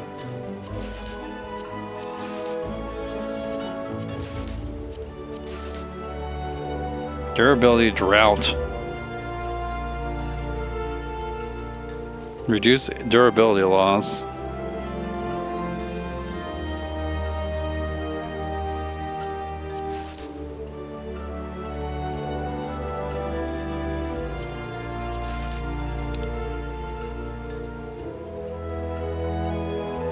Crafting materia. Crafting, crafting, crafting, crafting. Crafting, crafting, crafting, crafting. What is that for? It sells for 1 gil.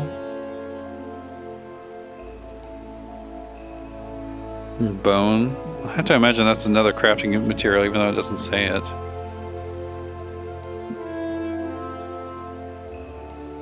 So many crafting materials.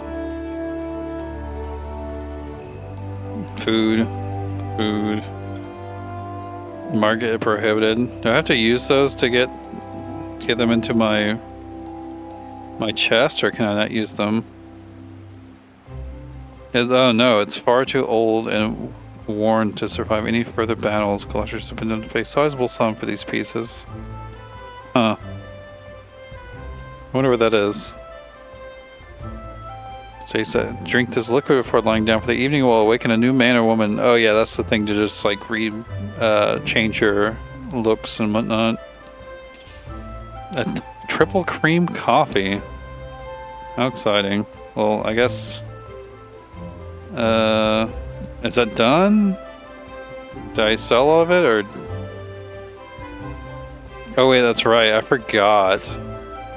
You can only have 300,000 coin as a trial user.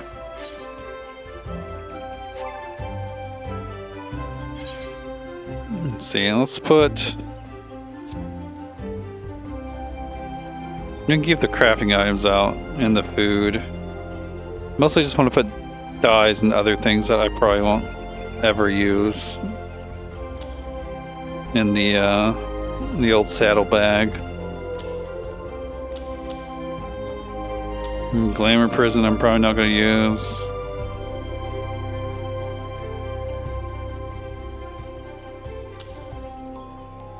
Yeah, it's quite generous for the for the free trial.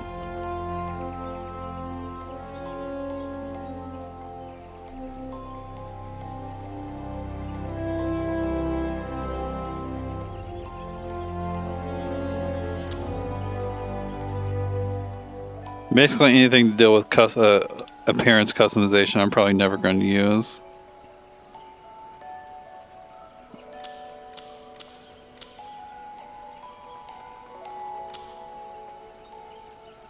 I need to use my buffalo though. I forgot I got a buffalo.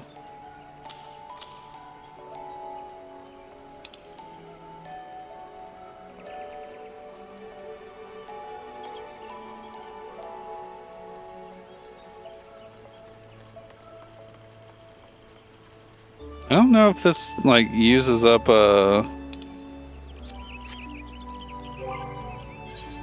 if like I automatically actually I don't think anything I have has any materia slots now that I think about it. Okay. I was like I don't know if the shit.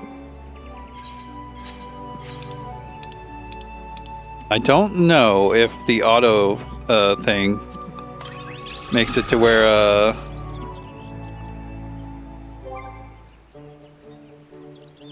it equips the materia as well. Where's my minion? I need my little buffalo now. Yeah, look at this guy. Hell yeah. Okay. A little bit of inventory management. I suppose I can just start using food randomly. I don't think it matters that much, does it?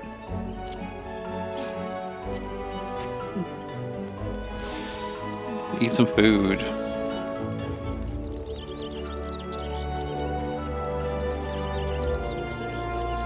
I completely like I remember getting it. I don't remember when it was. I just never actually used it.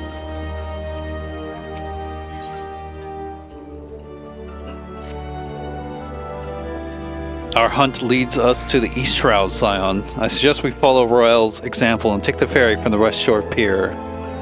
You'll doubtless wish to make certain preparations. See to them while I go on ahead. I shall wait for you at Sweet Bloom Pier. I already made all my preparations. I cleared up my inventory. I wish there was like some way to like auto sort. Is there? There is a sort function. Oh my goodness. I don't know what it sorts by, but I sure did sort that. Oh, that looks nice. I still didn't clear that much of my inventory out. There's just so many crafting items. I believe yeah, this way. Right?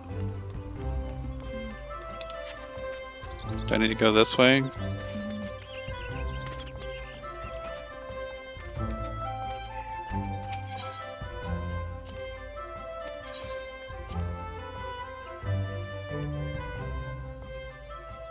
This gil will be discarded. I guess I'm just gonna be stuck at 300,000 gil forever now. Because that seems to just always go up. At least while I'm going through the game. Sure, there's reasons to spend gil once you're in like the end game. This way, my friends. Giant ninja lady. I could spend it, but I don't know what I would spend it on. I could spend it on like repairs, and I could buy items, but I'm constantly getting new, better items from quests right now because I'm going through stuff. So there's not really a reason to spend it. I spend it on traveling, but I always earn more than I spend generally. Your query makes for the Hawthorne Hut. Pharrell is truly the one we seek. We can expect that she means to make contact with her Gurlian masters there.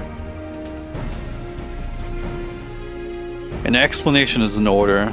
You're no doubt aware that the Garleans have their own method of communicating over great distances. Well, our ingenious friends at Garland Ironworks have provided us with devices which disrupt these communications.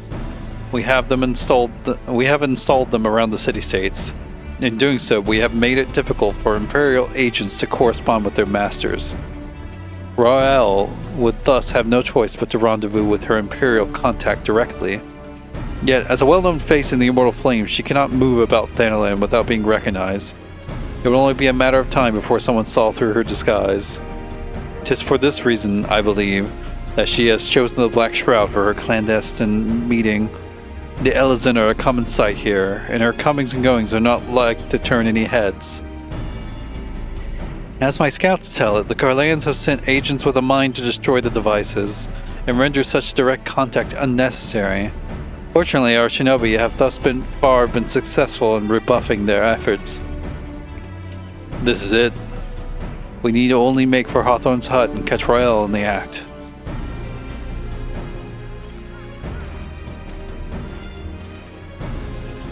Thankfully, I'm not sure.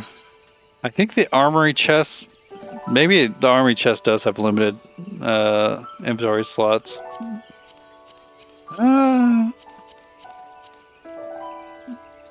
The weapons one seems to have more. I don't know. If it tells me, I'll definitely just start deleting shit. Cause like, do I need all my like level 1 shit anymore?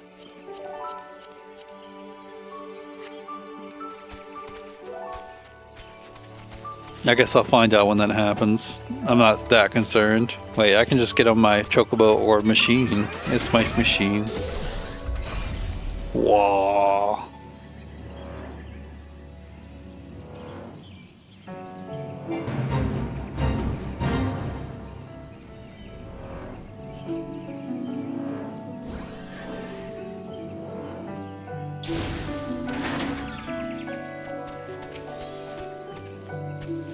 My people report that our quarry has departed for the bramble patch. The ivy returns to the gnarls whence she came, but perhaps it is all for the better. To convict someone of her standing, we will require damning evidence against her. What could be better than to catch her in the act when she meets with her Galarian masters? True, we keep talking about that. My countrymen and I shall lie in wait in the shadows. Tread warily, my friends.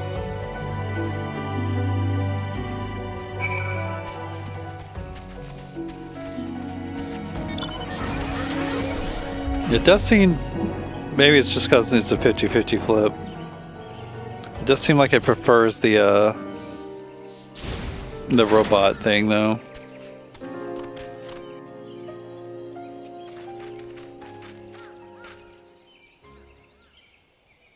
Just beyond, Rael is in conversation with an individual clowned in the manner of an adventurer. An imperial intermediary, no doubt. This is it, with me. Hopefully this is not some misunderstanding.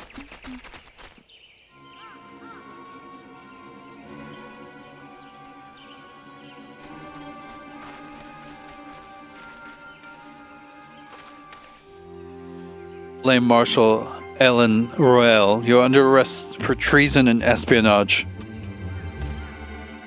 You were followed, you bloody fool.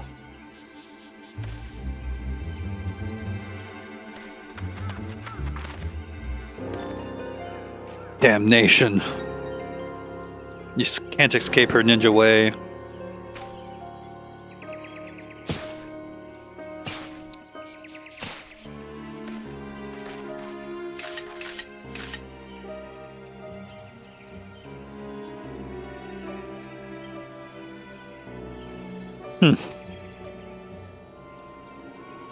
You are unarmed, my lady, and scarcely guard for battle.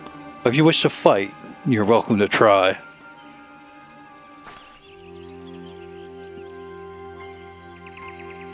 What is the meaning of this, Captain? Would you arrest me for strolling in the Twelveswood? When I last looked, that was no crime. Neither was conversing with passing strangers. You would feign ignorance, then. Very well. If you do think of something to say, there will be plenty of time to say it later. Now come quietly, or I shall make you wish you had.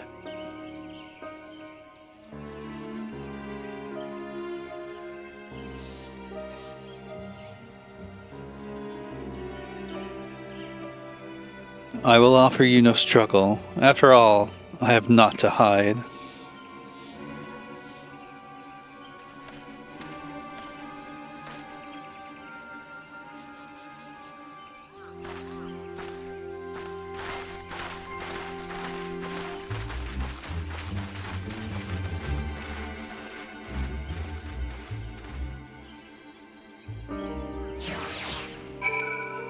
We did it. Well, that tree did a spin-a-rooney. Even a warrior of Ryle's renown could not have hoped to escape by force. Despite her claims, her surrender does not bespeak innocence, but an awareness that her position is untenable. With the ivy thus uprooted, it is to be hoped that the tendrils she entwined around the immortal flames will gradually wither and die. Mayhap then the people of Udal will have the grand company they deserve. Let us speak of the present. If I may ask, what will you do now, Trash? Whatever I'm told to. Will the Scions seek a way into Iceheart's sanctum? Then I dare say you are eager to return to the Rising Stones. Pray do not let me keep you. Fear not, my countrymen and I shall tend to the aftermath. You need not waste your talents here. And speaking of talents, have you considered training in the art of the shinobi?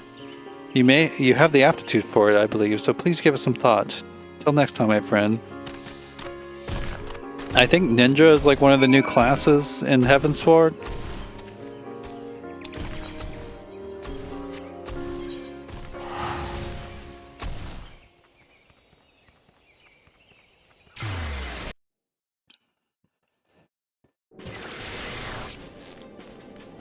I'm going to be seeing that you cannot earn any more gil while on the free trial message a lot.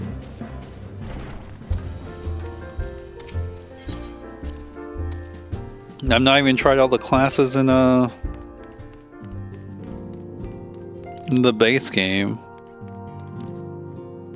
Daughter is just juggling and they're watching her.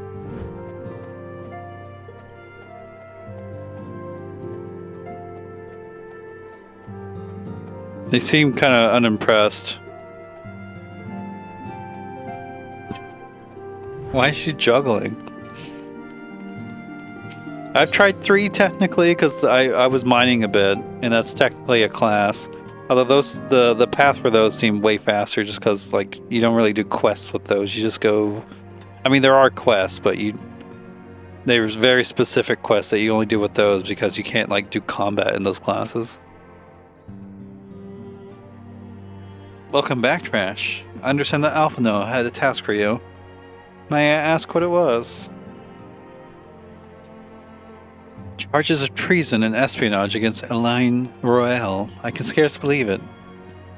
Could there not have been some manner of misunderstanding? No, it avails us not to dwell on it. Whatever the truth may be, we must trust to the authorities to uncover it. Let us speak of another matter. I am pleased to report that we have made progress in our efforts to find a way into Iceheart's sanctum.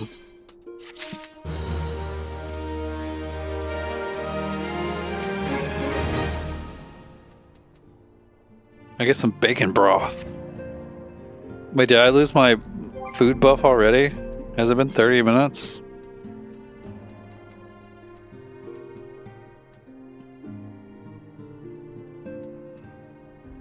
Wait, that lasts for 3 hours? That's pretty good. I guess I should use that next time I play. We'll use a random coffee. Well fed. Oh no, the food buffs are on the other side. Okay, that's why I didn't see it. As you may recall, Iceheart used the aetherite in the depths of Snowcloak to teleport a short distance to the west, most likely to a sanctuary of some description. It is there that we suspect she means to summon Shiva, using the crystal she stole from the House Forton caravan. The heretics believe that they are bringing about the second coming of their patron saint. But if, as we suspect, they mean to hold a summoning ritual of the kind employed by the beast tribes, it seems likely that the result will be something more akin to a primal. Suffice it to say, they must be stopped, and stop them we shall. But first we must surmount the obstacle that Iceheart has placed in our path. Ordinarily, it would be a simple matter to tap into the established Ethernet and thereby follow our query. However, despite our best efforts, we have been unable to ascertain the position of the Aetherite to which she had teleported. Our prevailing theory is that she destroyed the second Aetherite upon arrival.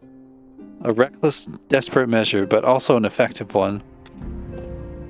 After discussing the matter at length with Orion J, we have concluded that we lack the expertise to develop a solution. Sick.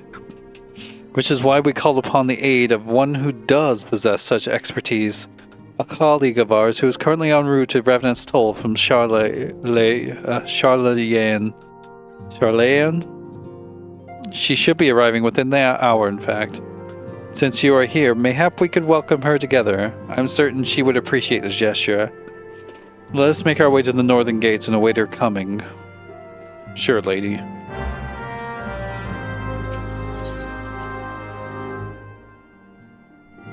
Simple plan. The pop-punk band from the Audis. I'm trying to think of the songs they did, actually.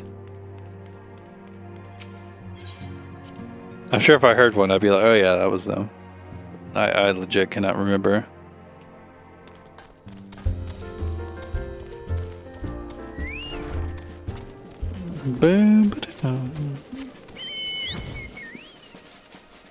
I'm not in a major city state. There's no reason to,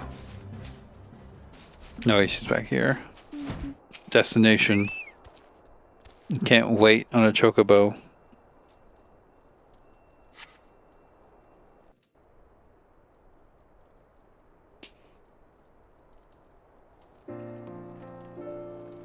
I love gesturing and miming speech.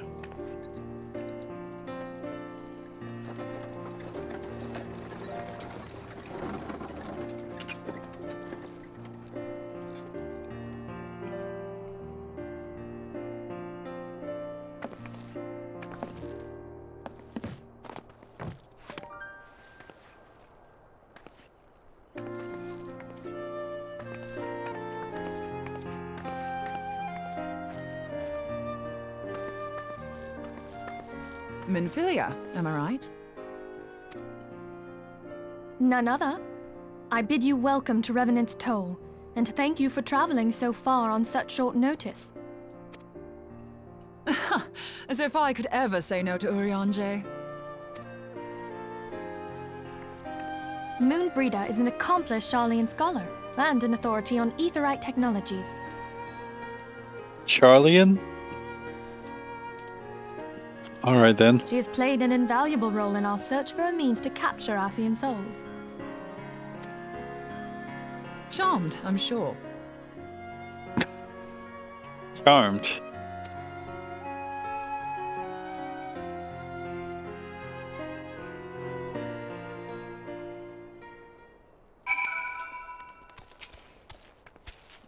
Let us return to the Rising Stones at once, then. We have much to discuss.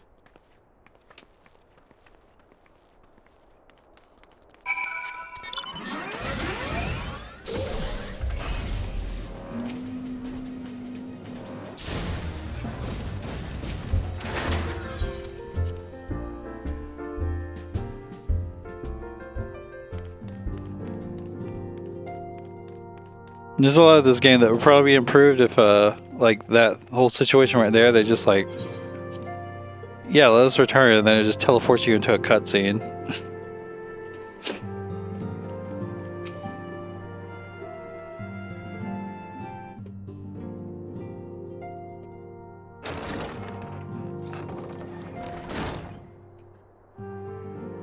Moon!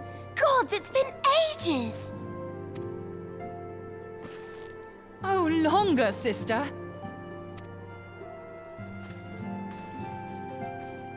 A joyous reunion indeed. Well, of course it is. Moon and I are like twin sisters. Save in appearance and aptitude.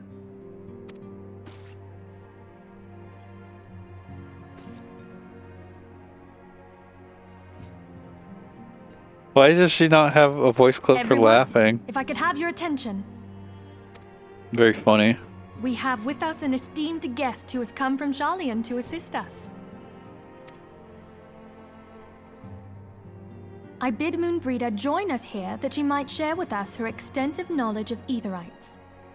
Also, as many of you are already aware, she has been overseeing our research into white auracite, a sample of which she has been good enough to bring with her.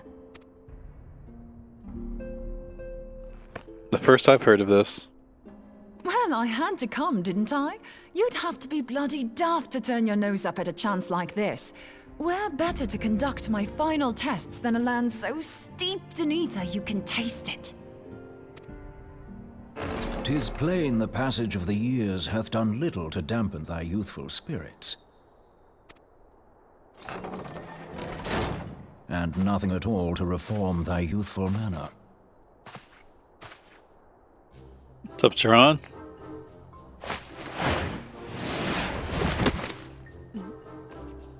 Oriange, where in the hells have you been hiding? Unhand me.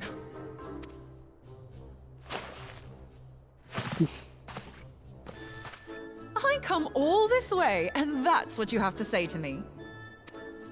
I much preferred when you were pleading with me to drop everything and hurry to your side.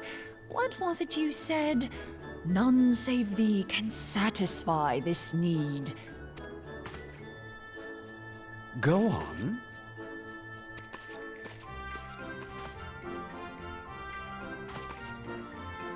Thine artless attempts to misrepresent mine all too innocent motives do thee little credit.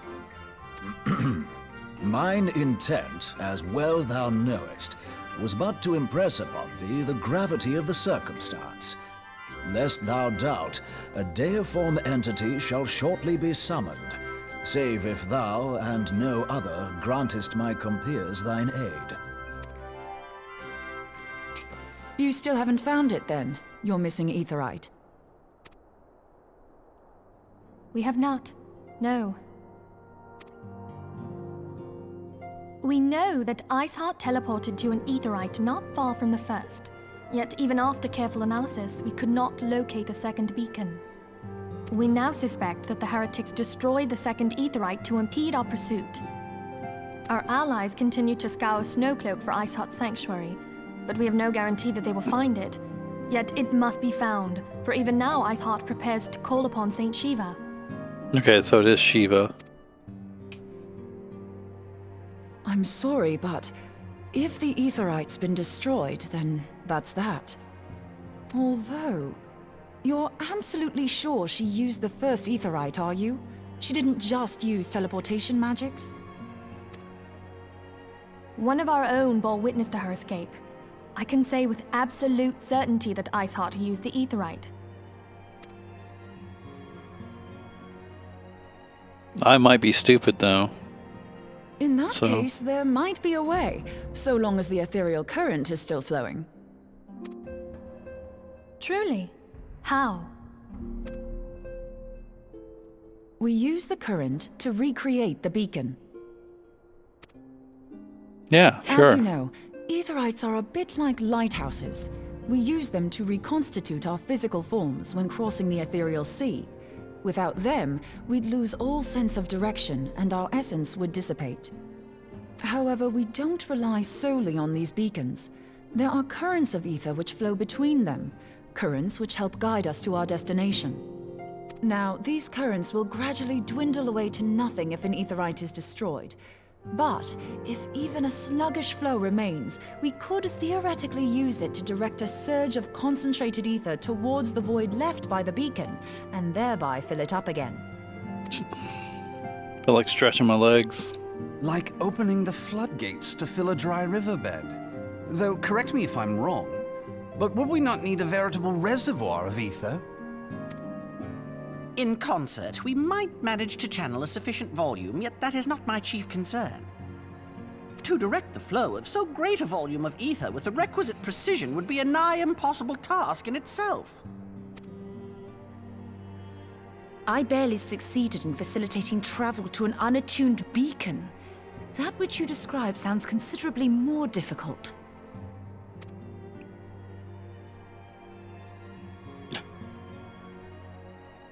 Ida has And nothing to say. dangerous. Every person who has attempted to teleport in this fashion has died in the process. They, however, did not have white aura sight at their disposal. I can use it to channel all the ether you can give me into the aetherite. However, white aura sight cannot retain ether for an extended period of time, so we would need to infuse it immediately beforehand. Just so you know, I'd confidently give this plan better than even odds of success. And if the worst comes to worst, your people won't suffer. Though it risked the lives of our best and brightest, we have not the time to seek other options. If the ethereal current still flows, we shall carry out Moonbreeder's plan. That's the spirit. Let's roll the dice. 9, baby.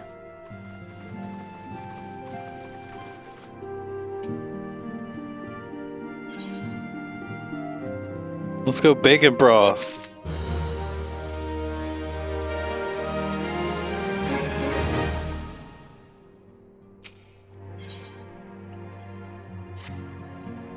I've already informed Alphino of our plan to recreate the beacon in the manner Moonbreeder described. He agreed that despite the inherent danger, it represents our only hope of success. He also said that he wished to meet with you at the Snow Cloak before proceeding. I expect you will find him waiting for you when you arrive. I want you to know that I appreciate everything you have done on our behalf, Trash, and I have faith you will return to us as you always have. Snowcloak is somewhere else. It's not here. It's not far away, actually. You give up on work for now? Oh no. I mean, breaks are important.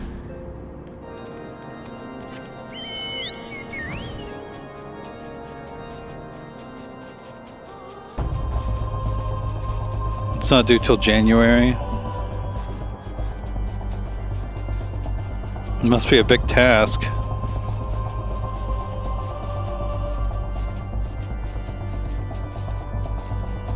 Boom, boom.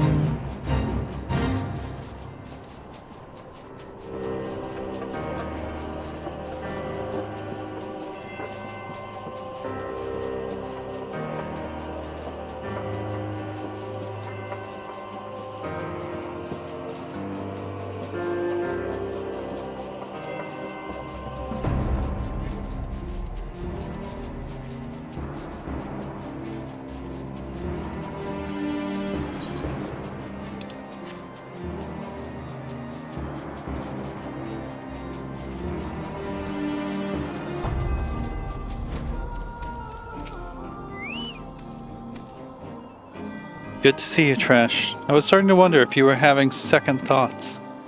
Captain Elbeard sends his regards, by the way. He intends to the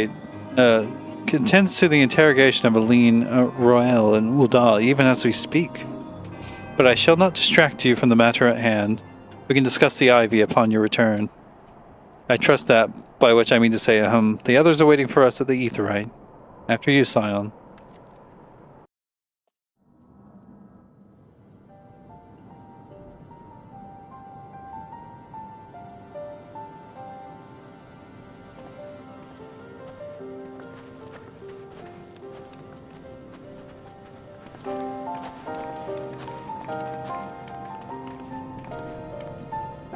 I'm not sure why I'm yawning so much. I woke up at like 5 p.m. today.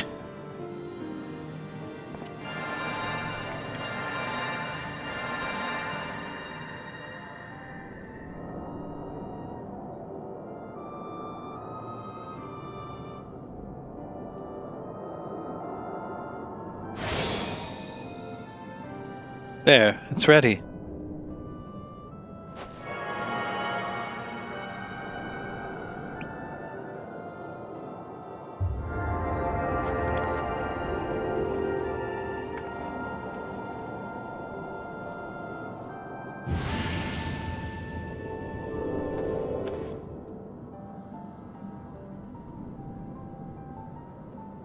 I mean, maybe I would be. Ha! It worked, I think. Try tuning to the Aetheryte now. Feel for the current and try to locate the beacon.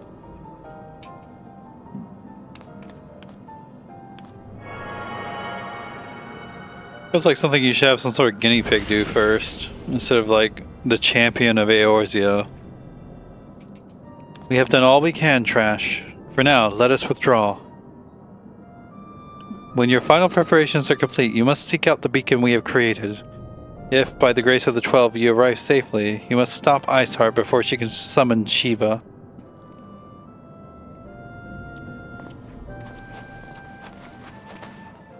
There's a game where you don't play as the main character? What? Why did that come up?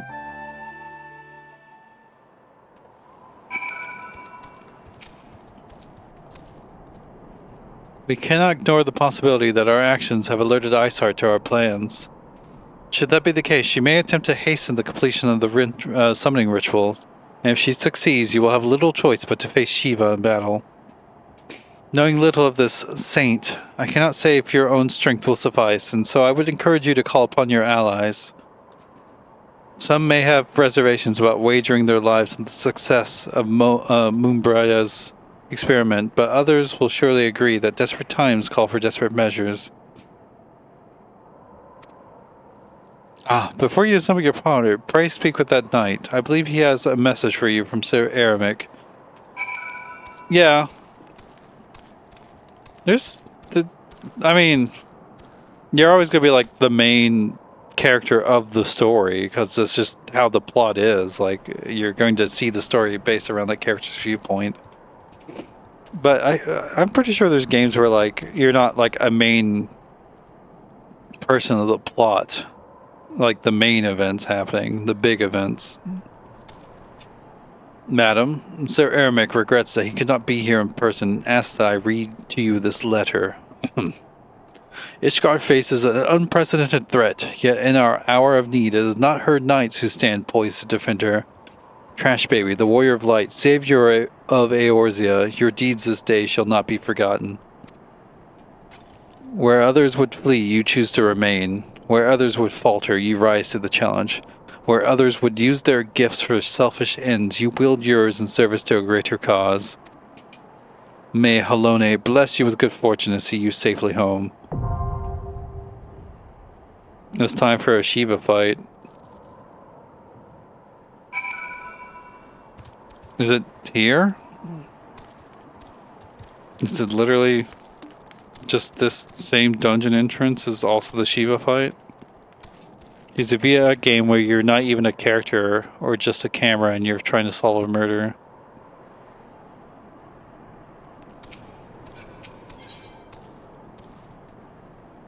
Yeah, it's just the same thing. Okay, time for another boss fight where I don't know what the fuck I'm doing. Let's go. Less than 5 minutes? That's good to hear.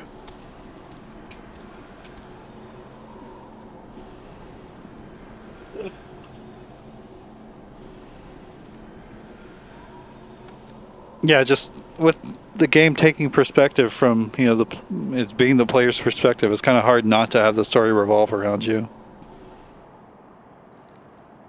I suppose you could make a game where you're doing stuff, but like all the story is like actions taken by other characters and you're just kind of just on the sidelines, but I don't know, I feel like that might be weird.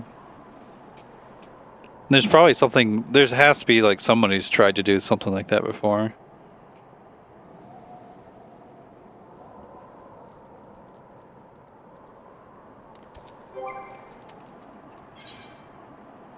No, wait, what was I trying to do?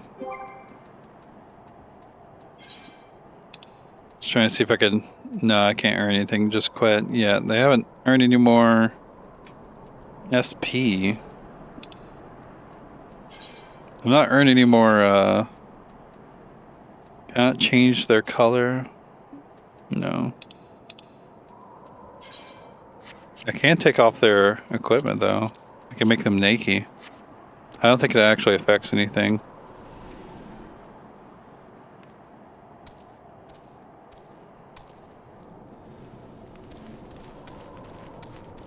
What's going on over here? Oh, there's a fate happening.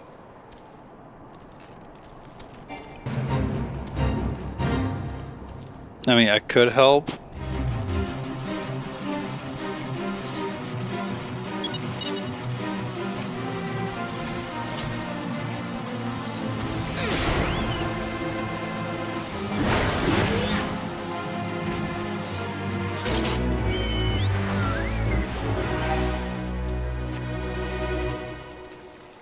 Detective Bebo?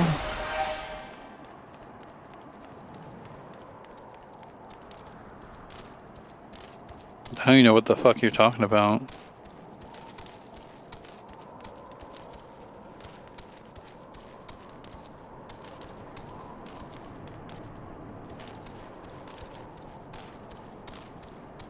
I forgot about the flames as like a sub-currency of stuff.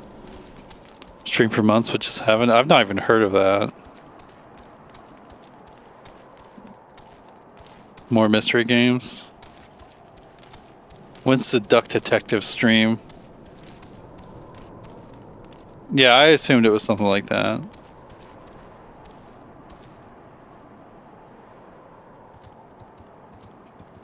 I like how the mechanical situation of this game kind of betrays like what we're about to do. Although, you know, if you've been following the story, like, you know what's going to happen.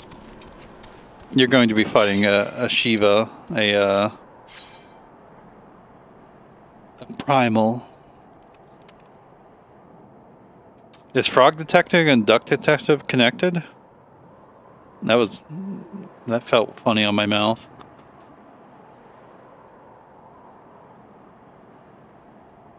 Different devs.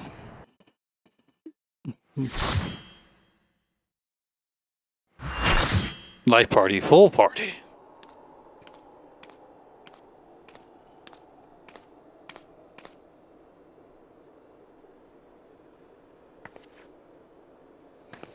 You should never have come here, warrior of light. I labor only to forge a lasting peace. A peace you would deny us out of ignorance and blind faith. No matter. If it is our fate to be at odds, then it is mine to strike you down. Or maybe we just fight her. I don't know. No, no, my head. We whom gods and men have forsaken shall be the instruments of our own deliverance.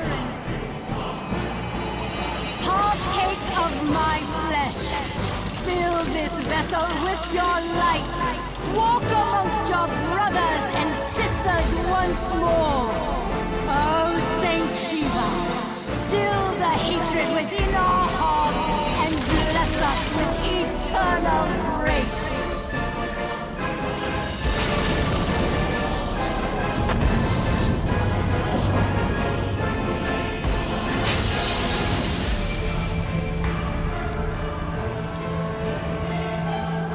Is this a magical girl transformation, technically?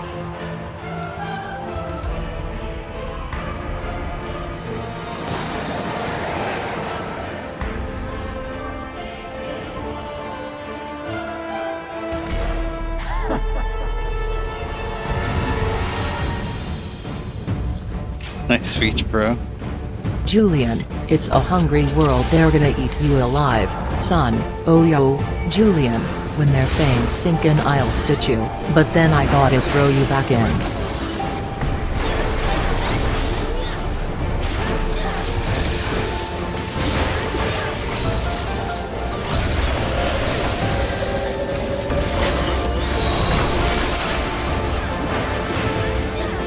I don't know what's going on there.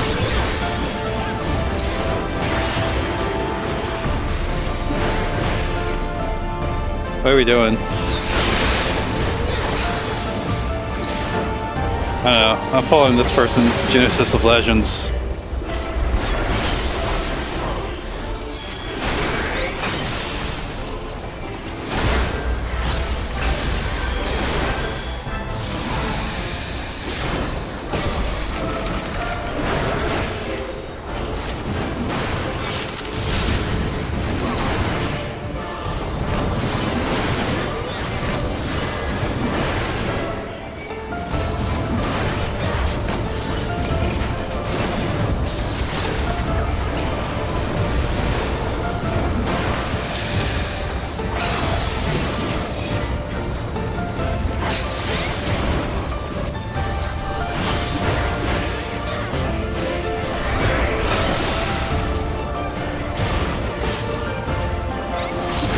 Can't see anything. Versus now, you renounce the hatred that consumes you.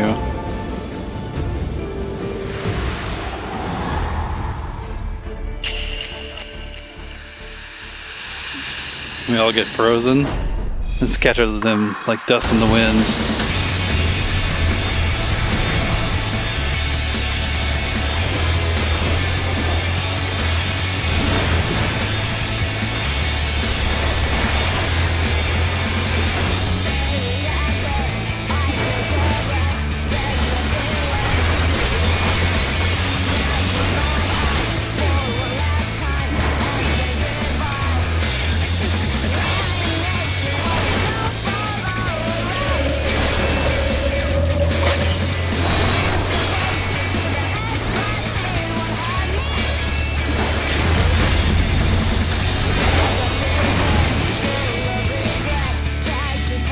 Every boss battle has music.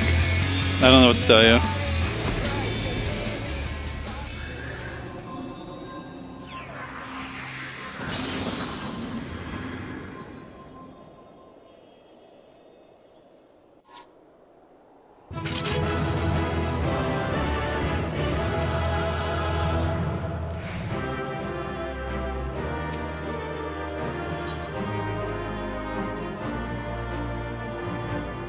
May the road rise to meet you. Someone's doing some RPing.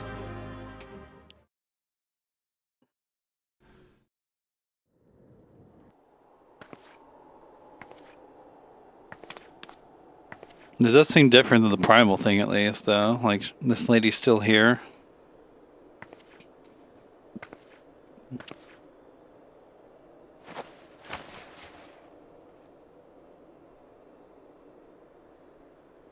Fool. Blind, bloody fool. Sailor Moon's definitely the one that, like, most popularized that sort of transformation. Who's to say? There very well could be somebody that's, like, studied, like... Of all people should understand the suffering war begets. That no sacrifice is too great if it brings an end to the violence. But yeah, someone's probably written something about the history of magical girl transformations and similar things. Mine is the righteous cause. Why is that? You've not really explained your case too much. You fight in a war you do not understand. A pawn of liars and schemers. And they are no less ignorant than you, following the creed of their fathers without question, never thinking to ask why. Trapped in a delusion of their own creation, and blind to the truth. Basically, all she's still got a lot of words to say. I'm right and you're wrong. Warrior of light, redemption is not beyond us. We who walk before may lead those who walk after. Seek the keeper of the lake. See with eyes unclouded.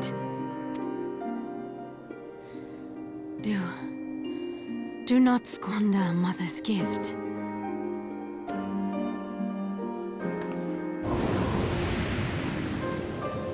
Hear, feel, think.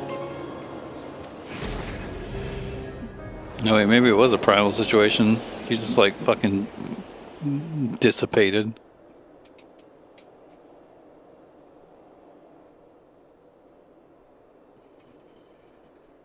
Sweating from the scene? Why? No shit. It's a Kingdom Hearts guy. And so the vessel withdraws. A predictable outcome. I think they're more akin to that than like Christian gods. The basic thing with primals is like people that, you know, believe in them, their tribes and whatnot, they use crystals in some of them. And most creatures are just like become thralls to their influence and stuff like that. Nevertheless, La Habrea will be pleased. How unfortunate.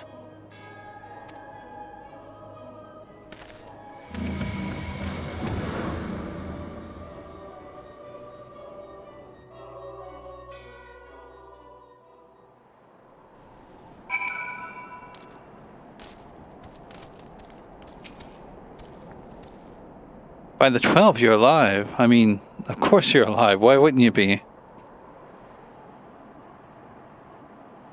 Ice Heart did what? And are you certain about that, are you? Javanians are skilled with glamours, after all.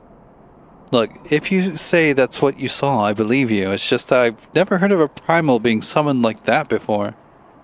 Are you sure you're not injured? Head trauma has been known to cause hallucinations, you see. No? Fair enough, I was only asking. Look at all that gil I obtained. If you ask me, there's not to be gained from mulling over the implications of your story in the freezing cold. Let's save it for the Rising Stones, eh? I'll get everyone to meet us there. Ah, but before that, you had best pay a visit at Whiteburn Front and speak with Alphino. He's probably worried sick about you.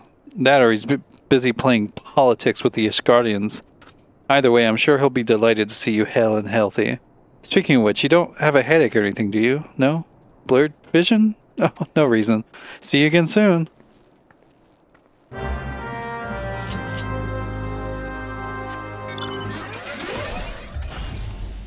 Let's fly away.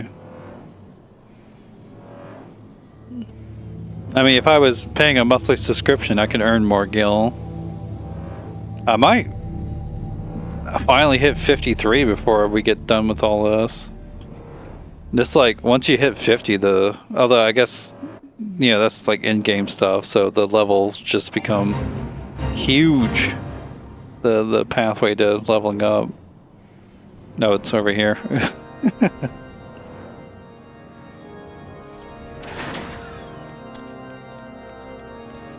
Where are we at? Are you inside? And above. Okay.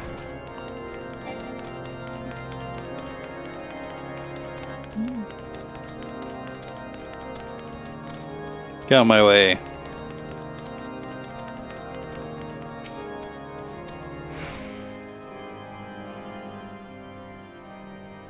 There she is, and none for worse the wear. Was there any doubt that the Warrior of Light would succeed? I think I speak for all of us when I say I should like nothing more than to hear the stirring tale of your victory, if you would be so kind.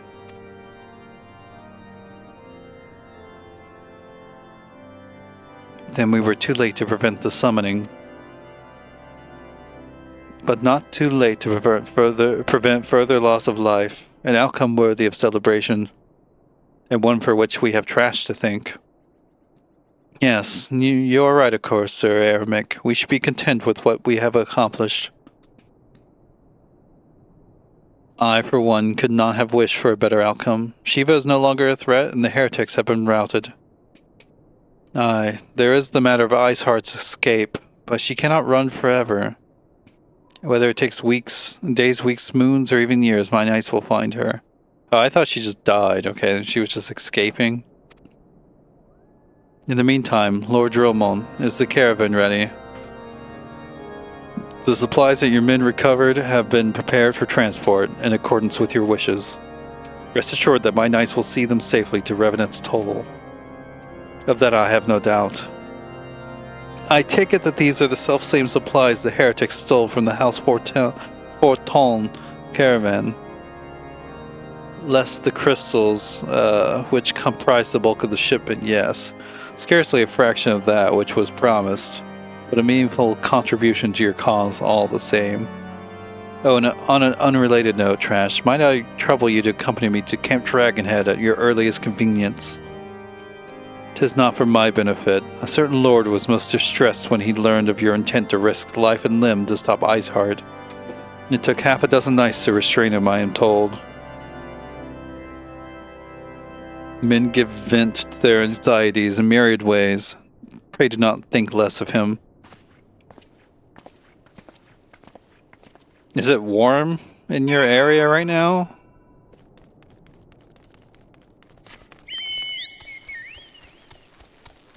Yo, Black Diamond, what's up?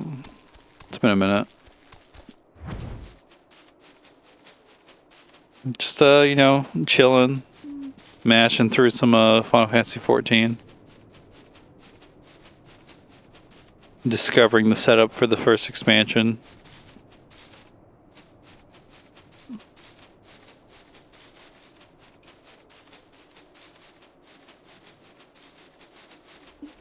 Mm.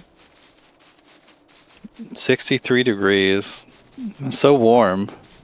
Actually, it's quite warm compared to here. Here it's like 20s or something.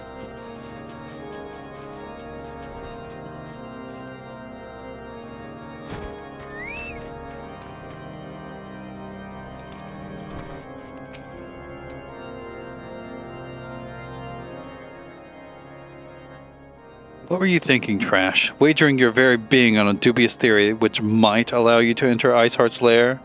knowing full well that she could have sufficient forewarning to complete her ritual to summon Shiva anyway.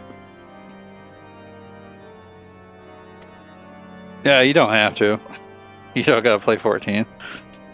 It's like fine enough, but I wouldn't give it a strong recommendation, honestly.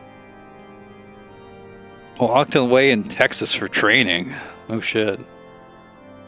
And then engaging the abomination in Mortal Kombat. By the Fury Trash, 'tis the stuff of ballads, a battle for the ages. Would that I had been there to fight by your side.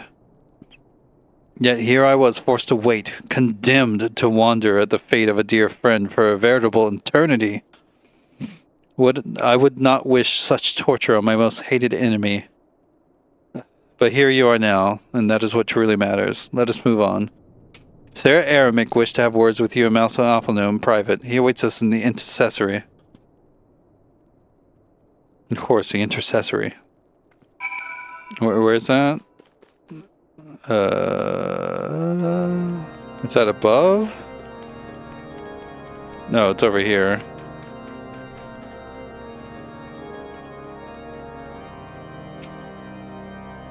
Greetings, madam. I shall show you it at once. Cutscene time, maybe? I can not talk myself for a little bit.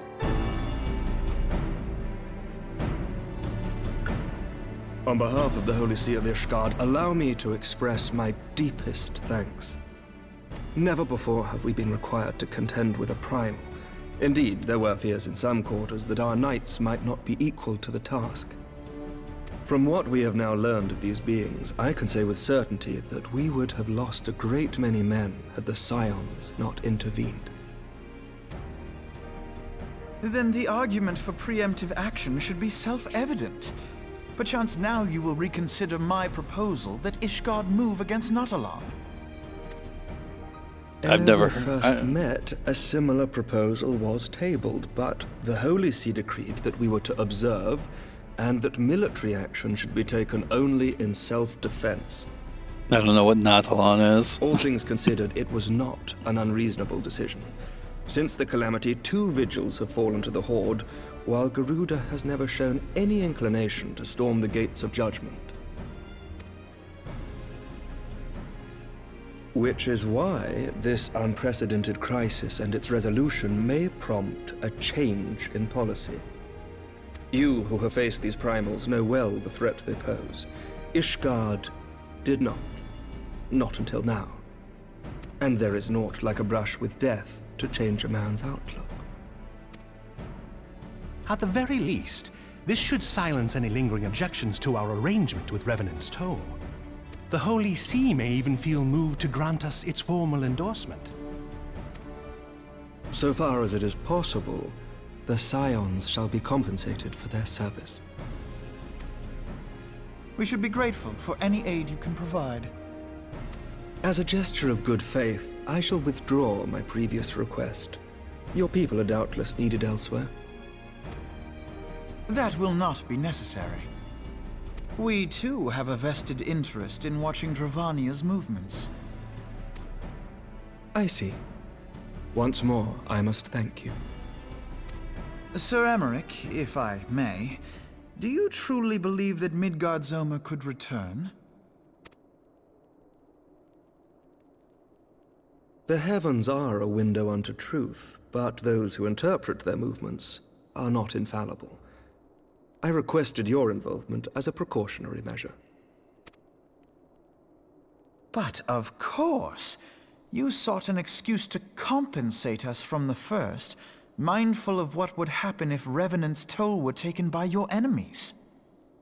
Ishgard is not wont to aid its neighbors, but that does not preclude it from manipulating them to serve its own interests. Choose your next words carefully.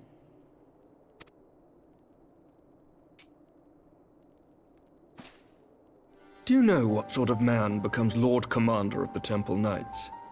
One who comes from good stock. I did not. Yet here I am now. Why do you suppose that is? Because I swiftly learned to tell the difference between words, deeds, and beliefs. You are correct, Master Leveilleur. Ishgard desires to see Revenant's toll flourish, as it would present a troublesome obstacle to our enemies from the south. We are so glad to be of use to you. As we are to you. Ours is a mutually beneficial arrangement, lest we forget. One born of necessity. Are you born of good stock? The dragons grow more restless by the day, and the heretics harry us nigh without cease. We have contended with such troubles for centuries, but there are limits to even our endurance.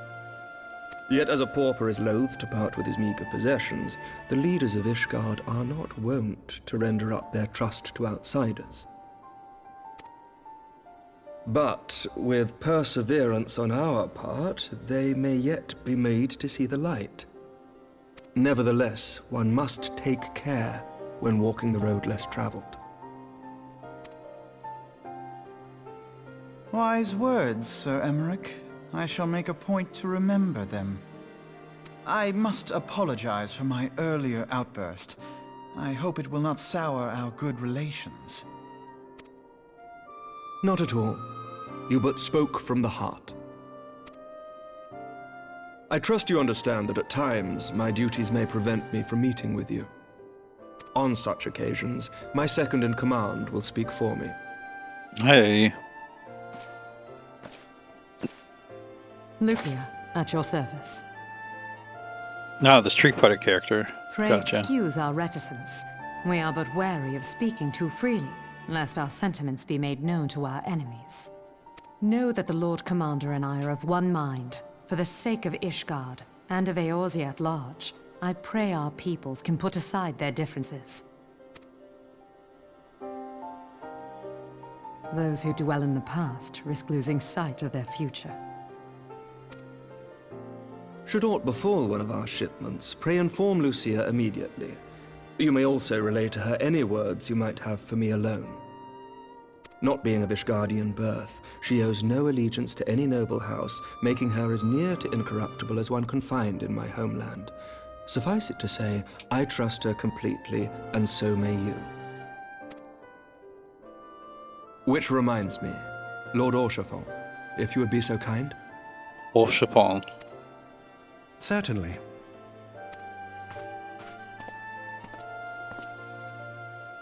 In times such as these, trust is ever in short supply. Mayhap this will go some way to rectify the problem. The results of our investigation into the heretics' recent attacks, as well as our interrogation of the merchant you detained. Sir Emmerich, I cannot thank you enough. Think nothing of it.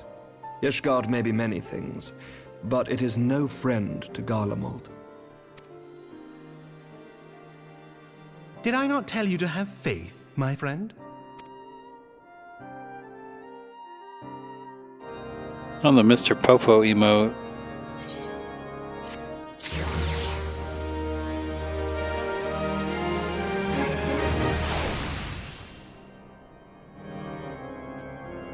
Look, there's something about maintenance. I think it starts in like an hour.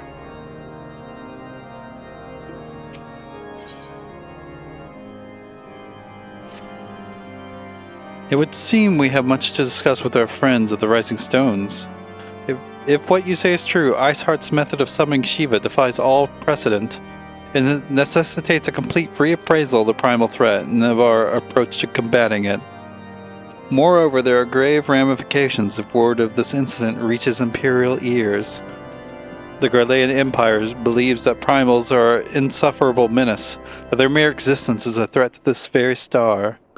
As such, they deem any action taken against the beast tribes to be justified by default. Imagine then if it became known that it was not only the beast tribes of Eorzea that could summon primals, but her civilized peoples as well. Any lingering objections to the Eorzean campaign would vanish overnight.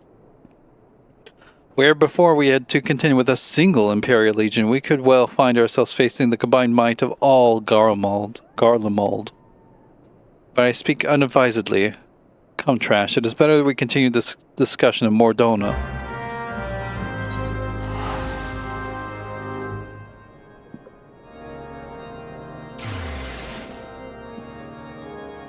Oh shit, I made it like way smaller.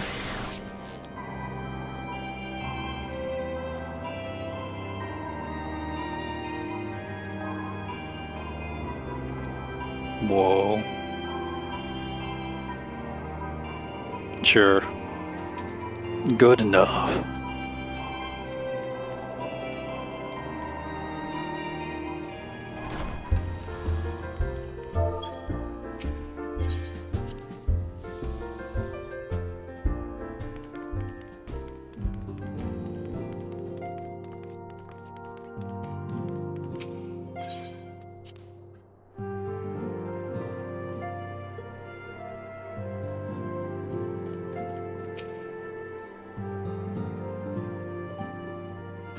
Words cannot well express how glad I am to see you return to us hale and whole.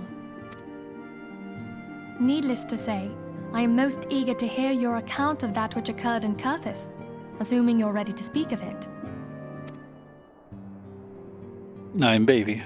Excellent. I shall summon the others at once.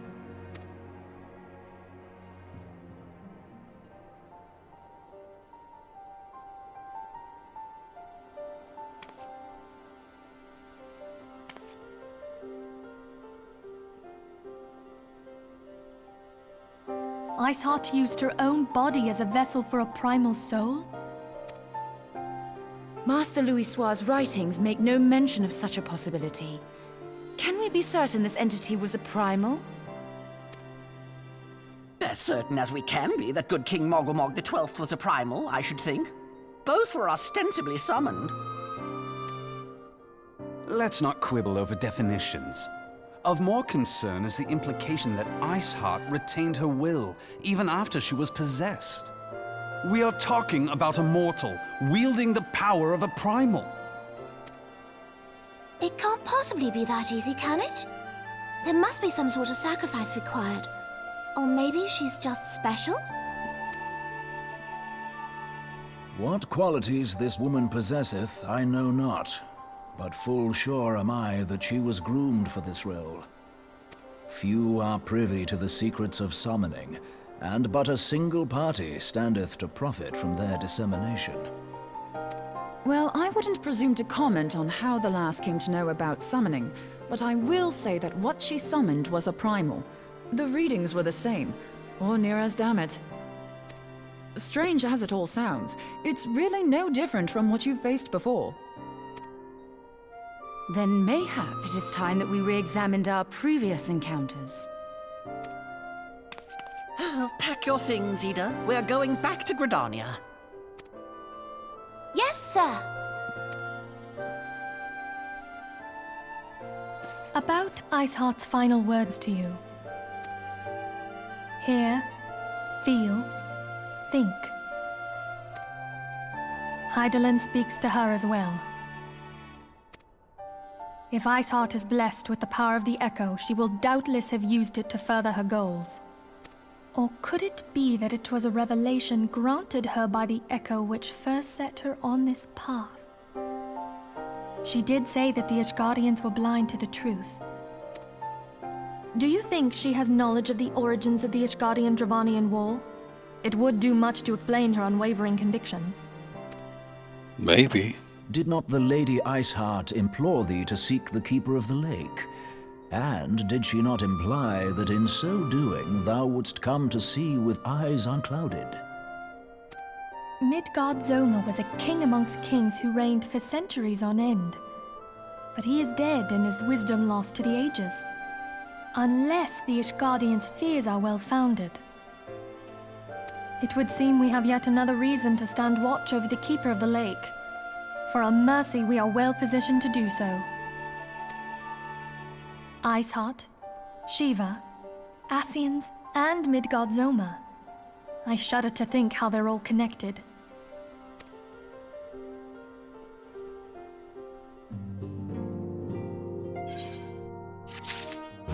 Whoa. It is funny how everyone talks like a certain way, and then Urianger is just like, let me speaketh in oldest English. Ooh, a weapon coffer. Let's go. I mean to scour the annals of knowledge amid some guard somewhere. Given his great age, I dare say he appears in more than a few. Do you hear that? The commotion outside? Would you see if aught is amiss? A commotion? Not under my watch. Although, maybe that's just how Charlians talk. Although, no. The other lady that came from Charlian didn't talk that way. Or maybe she's not of them. I don't know. Trash, 'tis well that you are on hand. We have a problem. Rael has escaped. Happened shortly after the Immortal Flames took her into custody. She had been placed into a dungeon cell ahead of her coming trial, but apparently the accommodation was not to her liking. The turnkey was found slain along with 2 guards. 'Tis plain she received inside help. Citizens report seeing Rael quitting the city via the Gate of Nald, with a bloodied spear in her hand. She makes for Castrum Meridianum, I'm certain of it. With her fate in Eorzea as good as sealed, what recourse has she but to flee to her imperial masters? Even as we speak, Captain Ilbert and the First are hot upon Rael's heels. Pray make haste to Camp Blue Fog and join the hunt.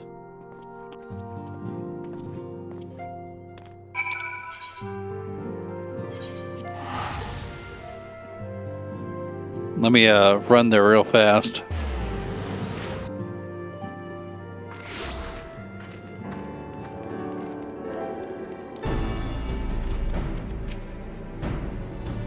My thanks for coming, Scion. I've spoken with the soldiers here. They say that Rael walked through the camp not a bell ago. Aye, she walked right through. You did not miss here. We have Raoban's decision to keep the matter secret to thank for that. Bad for morale, he said. As a result, not a single flame in the garrison made any attempt to detain her, and so here we are. Rael must not be allowed to reach Castrum Meridianum. Is it that way? It is that way. Whee!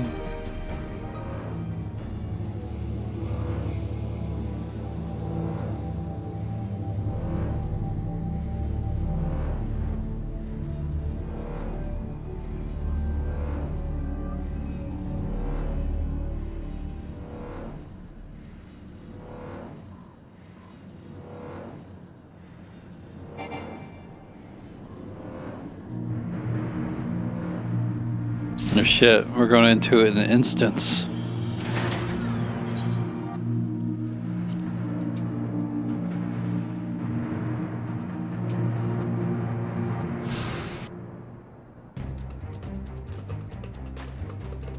This wretch was with Rael. He threw himself at us that his mistress might escape. She didn't blink when we cut him down, not even when he started screaming. No loyalty even to her own. The goddamn harpy. With me, Scion, we almost have her. Sorry, I'm not spitting.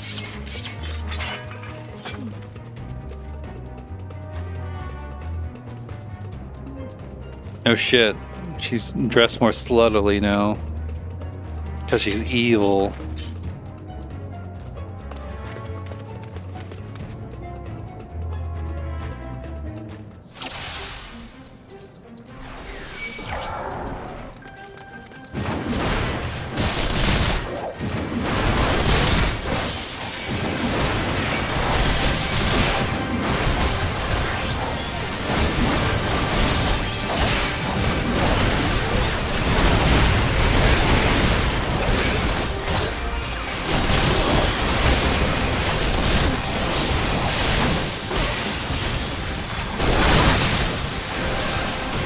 Shit. Oops.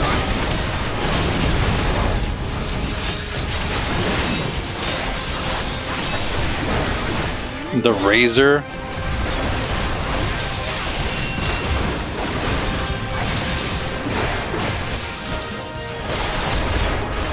Enemy reinforcements? What might I do?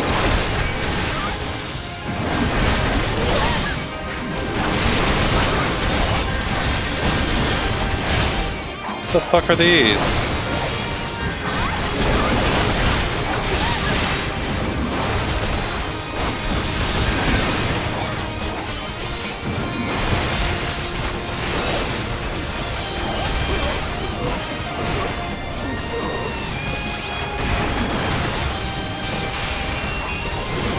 GoldenEye?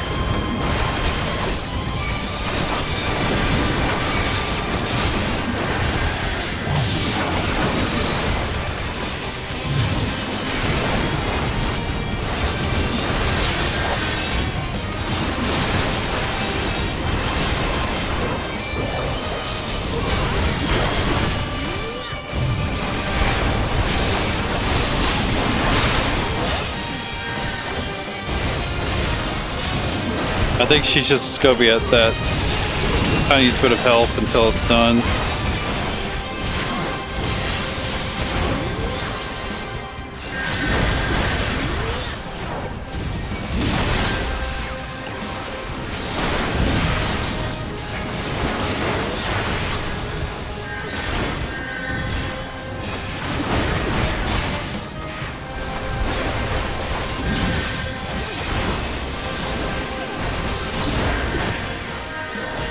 More of these bastards? Come on.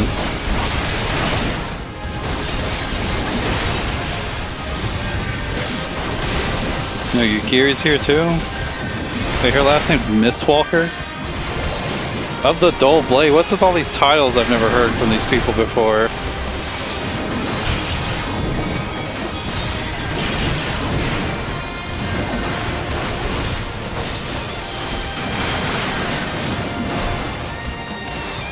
What is that? What's going on with this demon shit over here?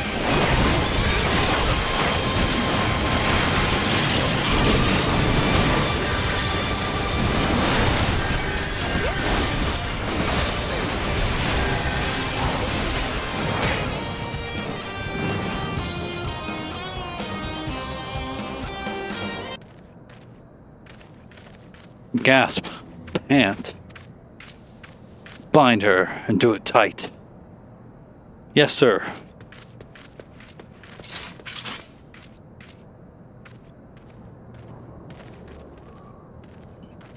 Good workmen. Good workmen. Those are some good workmen. She and her imperial cronies pushed us close, but we were better. Behold, a respected officer of the Immortal Flames. People looked up to you as one of the Order's founding members, one of its pillars. It saddens me to see you fallen so low. What would you know of low? You, a little spoiled little lordling who has never known any want. People such as you take wealth and birth for granted.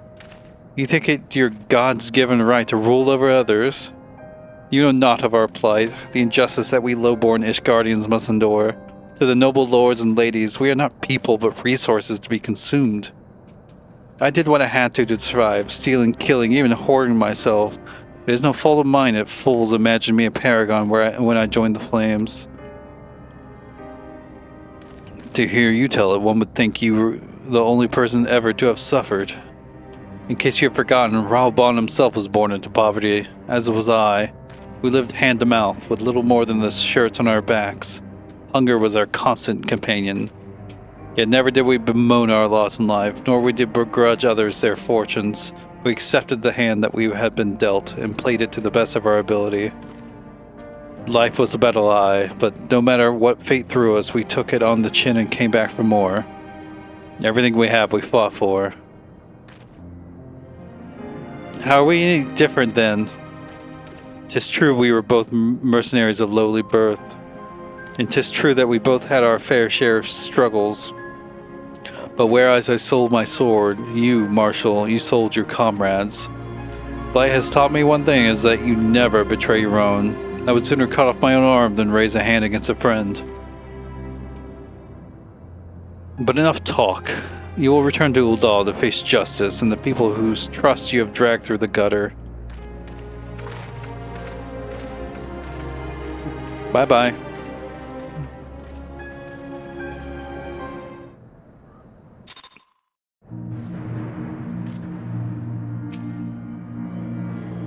Not so much as a hint of remorse. Tis well that this sordid business is finally at an end. A friend's betrayal cuts deeper than steel. We must hope that we have chosen our own allies more wisely than Raoban chose his. An actual cutscene? I have heard. Truly bothersome business. No, I do not foresee a problem on that front. The main concern is Roban. There is no telling what the brute might do. Have the Blades watch him in the flames day and night. You may leave the Sultana to me. I shall personally attend her grace.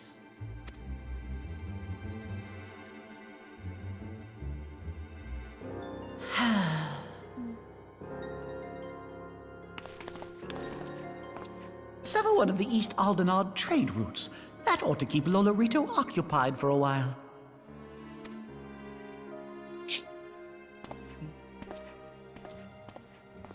Nanamo Ulnamo. For my sake, pray be a good little Sultana to the last. Conniving little bastard.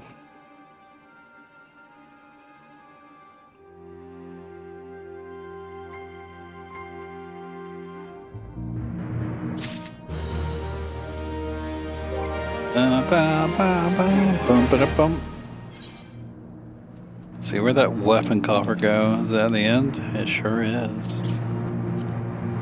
What we got? Conqueror. Is that better than what I have? No, it's not. Which is not surprising because I actually bought this with those elegant tomes. Can I see my various currencies? I have 532. I think I might actually be able to get something else of aesthetics. Certain NPCs will be able to exchange it for a valid currency. No, these do actually have different ones. I didn't even realize.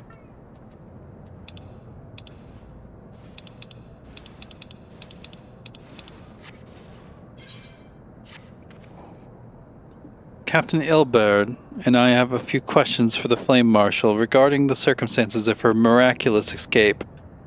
When we have completed our interrogation, we shall take our findings directly to General Raubon, and that shall be the end of it. Your work here is done, my friend. My thanks. But I have one last task for you. Return to the Rising Stones and apprise Menphilia of all that has happened. I am aware that the antecedent held Rael in high regard. For better or worse, she will want to know how this tale ends.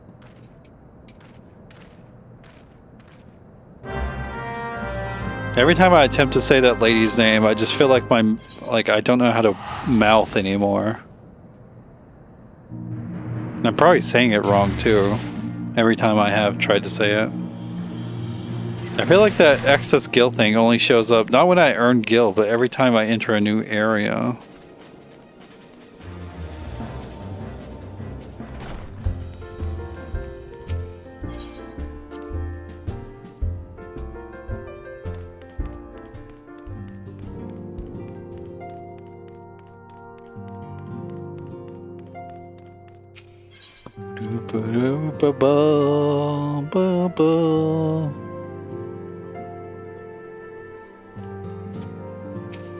I'm here to tell you a story about what just happened. Then you can say back, my friend. plain things about it. I have already received word from Alfino. Alfino. I've been saying his name wrong. That Flame Marshal Huayu was the Garlean agent. I know not what to say. The hell was that? Did she say Wayu?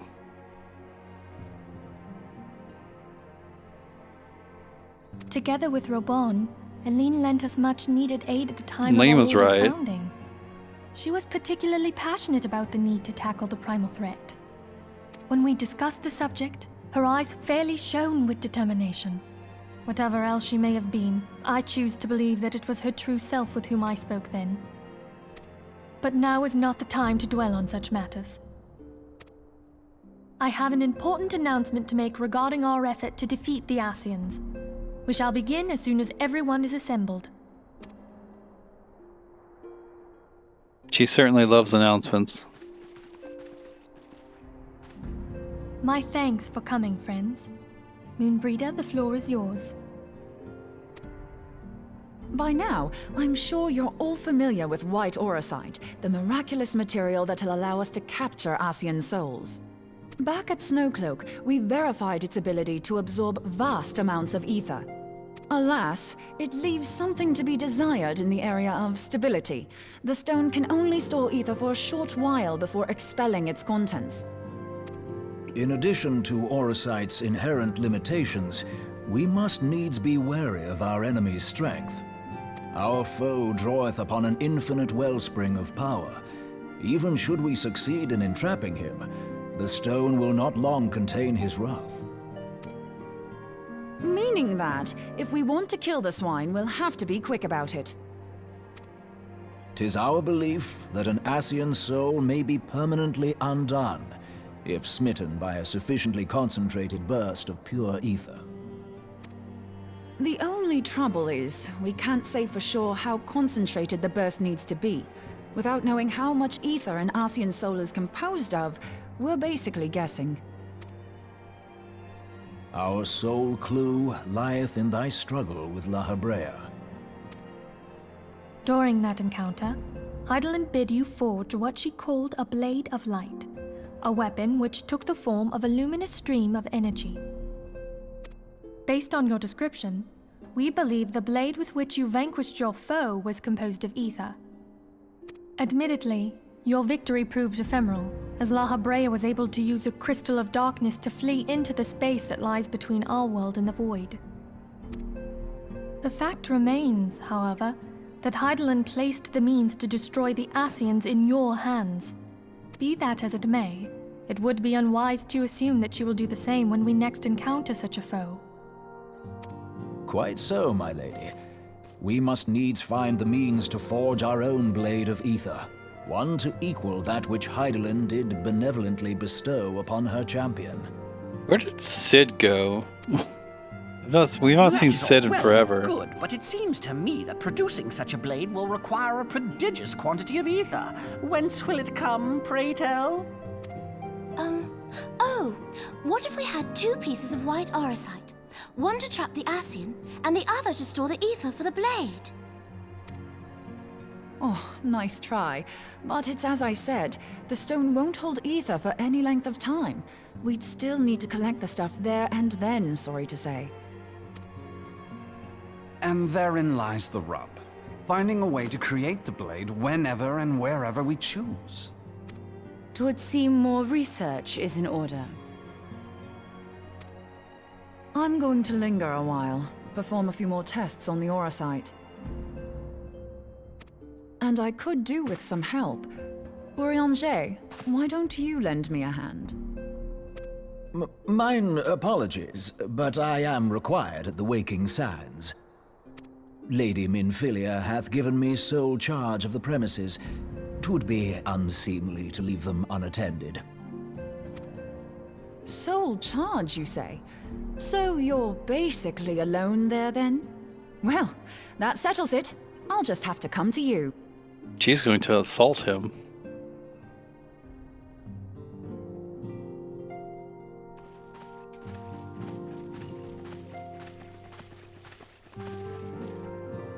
While you were afield, word arrived from the Sharlayan motherland. You will recall that a survey party was dispatched to investigate the incident of the Isle of Val. What they discovered was troubling, to say the least. According to the report, the isle has been erased from existence. 'Twas as if a hole had been torn in the very fabric of reality. Aye, yet the mystery endeth not with the isle's disappearance. It hath come to light that a number of scholars in various other locales were reported missing at a similar juncture. What's more, they all had something in common with the head of the students of Baldessian. Every last one of them was researching a phenomenon called dimensional compression, or the rejoining as the ancient texts call it. I'll be damned if that's a coincidence. All indications suggest Asian involvement, but I sense that a force greater still is at work. The entity the Dark Beings call the One True God. We must pray that my dear friend Kryl regains consciousness soon. If she bore witness to the Isle of Val's final moments, she may be able to shed some light on this mystery. Gotta wait for Kryl. Got it.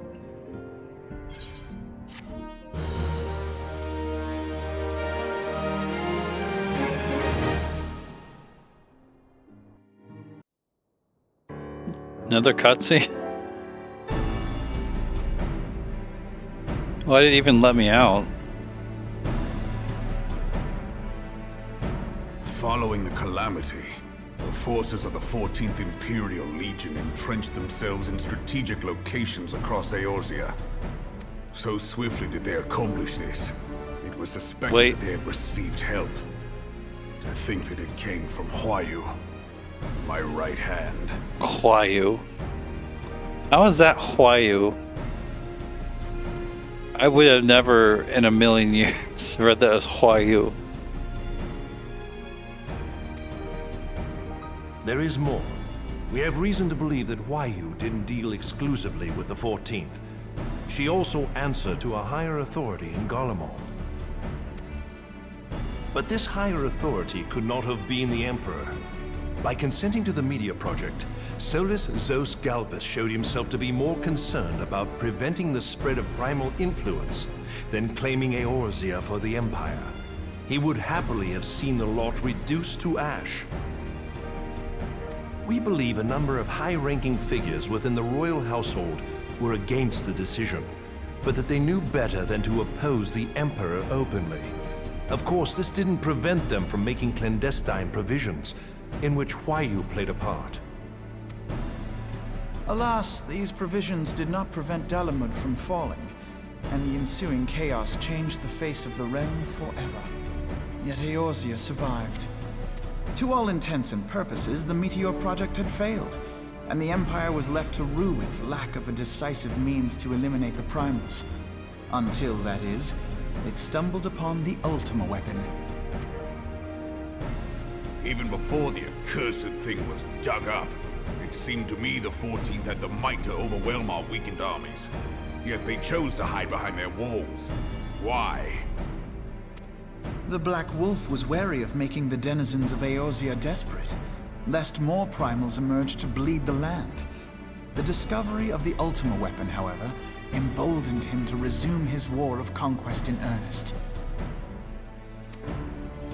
But there was one in Garlemald who believed that Van Belsar's actions were premature. One who stood higher in the Imperial Army's chain of command. He ordered the Legatus to halt his advance, only to find that the Black Wolf had slipped its leash, and that the 14th now acted alone. In a bid to bring Van Belsar to heel, he used the agent he had planted in Ul'dah prior to the calamity to undermine the Legion's efforts. A man who outranks Van Belsar, yet opposed the late Emperor's decision to annihilate Eorzea. This could only be the former High Legatus of the Garlean army, now known as Emperor Varus Zos Galvus. I mean, no, but it's more yapping. So he was Huayu's true master. But one of several in actual fact. We've learned that even as Huayu served the Empire's interests, she sold Imperial secrets to a certain faction in Eorzea. In so doing, she helped to maintain the status quo, thus prolonging the conflict. Considering who stands to profit from war, it isn't hard to imagine who her other masters were. Seven hells! You mean to say that she was a double agent? Triple, if you consider her services to Van Belsar and the new Emperor as separate. As neatly as these pieces seem to fit, one aspect of the puzzle remains unclear to me. By whose will was the Marshal feeding intelligence to the heretics? And try as I might, I fail to see how aiding their cause would profit either her Imperial or monetarist masters. Could it be that another hand is at work here? If so, Huayu must be made to reveal whose it is.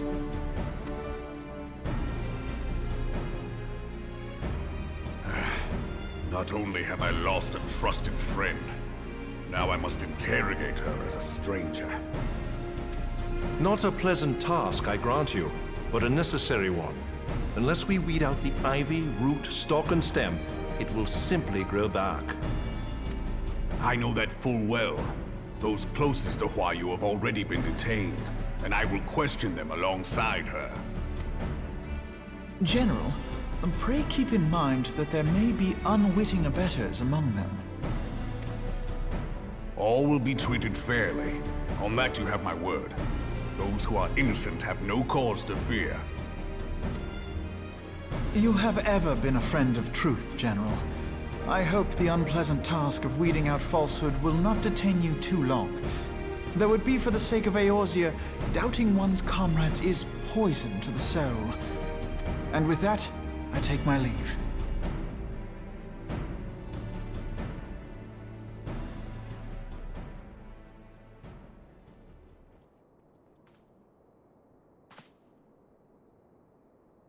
All these years, I've been made to dance to their tune.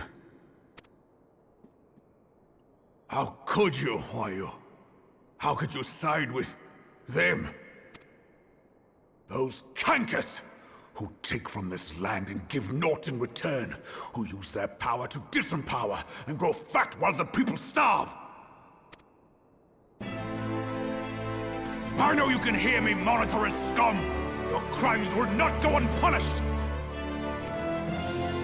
Daeum, purge this land of your sickness! Before the eyes of the 12, I swear it! You get those monetarists.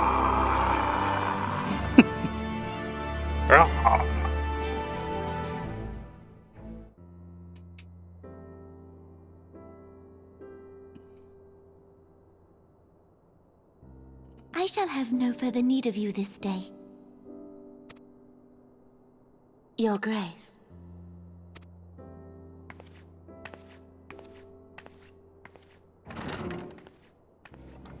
Got some chunky food. I fear that not even mine own chambers shall remain private for long.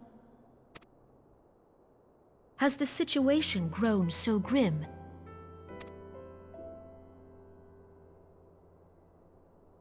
Ever since he proposed the Cartiner Reclamation Bill, Teleji Adeleji has risen to greater prominence upon the backs of impoverished refugees.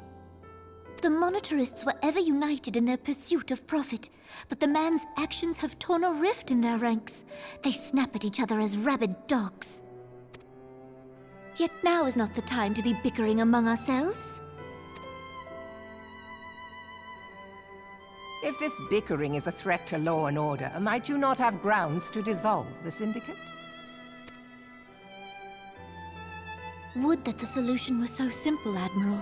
Alas, my moving to dissolve the Syndicate is certain to spark outrage among the influential merchant class, whom the Cabal represents. This would serve to exacerbate the current unrest, and peace would slip still further away. Be they rich or poor, natives or refugees, all who reside in Ul'dah have a right to pursue happiness. It is the duty of a ruler to protect this right. If I am to perform my duty, I must needs tread warily. It would not do to make enemies heedlessly. Were Lord Lolorito here, he would doubtless say that I have my head in the clouds. A ruler is required to take a wide view. Try as we might to cater to all needs, some will inevitably be overlooked. As such, there shall ever be citizens who feel aggrieved. It cannot be helped. But as you have informed us, the Monetarists take no view but their own. They hunger for power while the masses starve. In the absence of a common cause, it seems beyond any one individual to make Ul'dah whole. And the presence of a Garlean agent within the Immortal Flames only makes matters worse. Even accounting for Ul'dah's historic reliance upon mercenaries, such a grievous breach of security is unprecedented. I fear this business will provide the Monetarists with a rod to beat Rauban. Eorzea can ill afford for the Immortal Flames to be dampened now. Ere long, the Garleans will turn their ravenous gaze toward our lands once more. If we are to resist their might, our nations must stand together. Yet for this to happen, Our nations must be whole. Cannot be done to improve the situation in Ul'dah.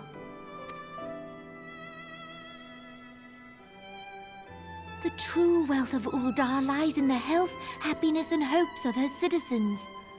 Alas, the citizens shall never know these things, so long as their lives are ruled by the ambitions of the few. The monetarists claim to represent the best interests of the people, but in sooth they desire only to manipulate them for their own selfish ends. Sounds familiar. For the government to serve the people, it must be formed of the people. Are we gonna create democracy in Ul'dah? For Ul'dah to move forward, it is not only the Syndicate that must be dissolved. Nay, you jest.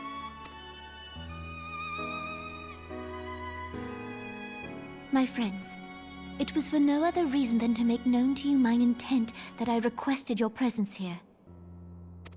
When I make my declaration to the people, chaos shall inevitably ensue. Doesn't seem like a good plan, honestly. In the line of Ul, I make unto you this request. Help Roban to preserve order and protect the people. Forsake them, and you forsake yourselves. For a strong Eorzea will ever have need of a strong Ul'dah.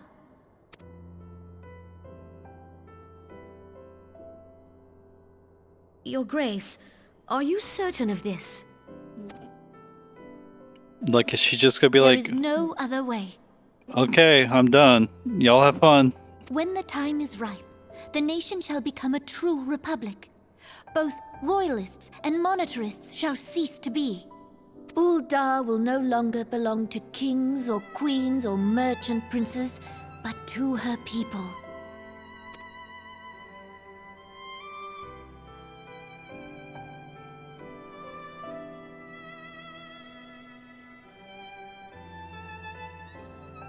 Roban, forgive me for casting aside all that you have toiled for in my name. Beyond this gesture, I am powerless to help my subjects.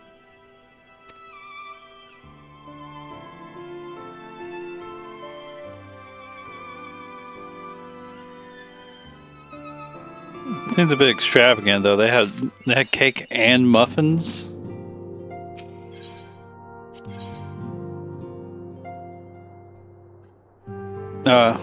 Maybe this is where I started doing the Crystal Tower stuff. Dungeons, though. There are multiple dungeons in the Crystal Tower quest line.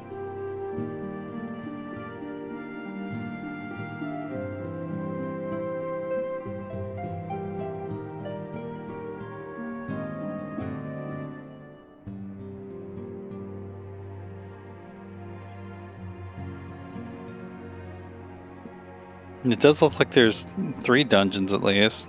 I don't know if they're the same ones, though.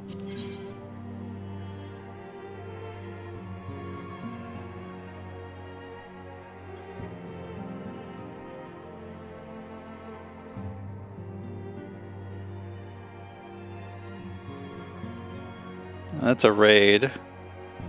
That's also a raid. That's also a raid.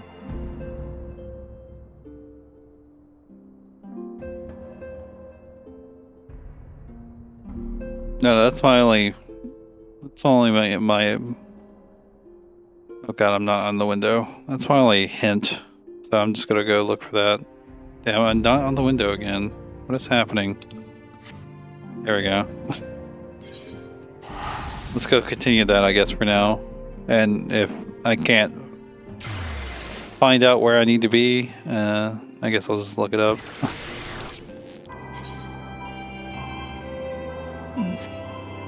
No, I just teleported, even though I was here already. Oops.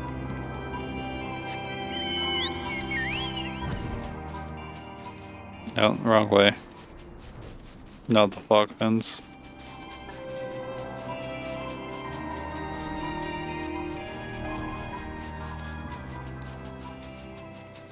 I was a little worried it was going to make me like level up, but I'm pretty sure this is all set to level 50 because level 50 anything past level 50 did not exist until I'm going the wrong way. The expansion released. At least I'm pretty sure of that.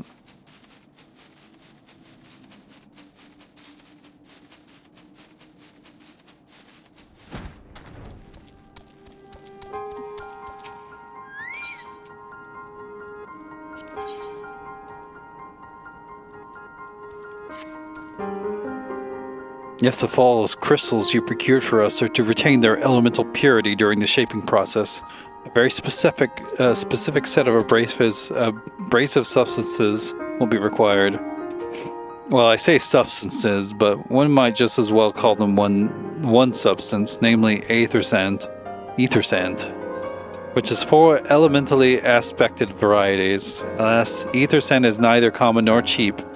Indeed, it is not unusual for the abrasive to exceed the value of the precious stone it is used to polish. Given the rarity of the materials in question, the Goldsmiths Guild in Uldaz seems the likeliest place to purchase the quantity we require. When I contacted the Guildmaster, however, I was informed that no aether sand was currently available. Though I requested that word be sent as soon as new stock came in, I have yet to receive aught but apologies. I should mention at this point that I placed orders some time before you procured the flawless crystals.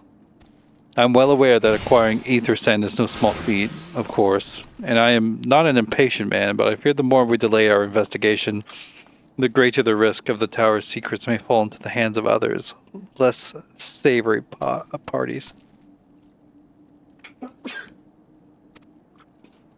That is why I entrust you with the payment for our purchase, and sent you to speak directly with Guildmaster Serendipity. Mayhap the presence of such a distinguished personage will spur the guild into action. In any event, it is my hope that when we next meet, you will have found at least one of the 4 varieties of ether sand we require.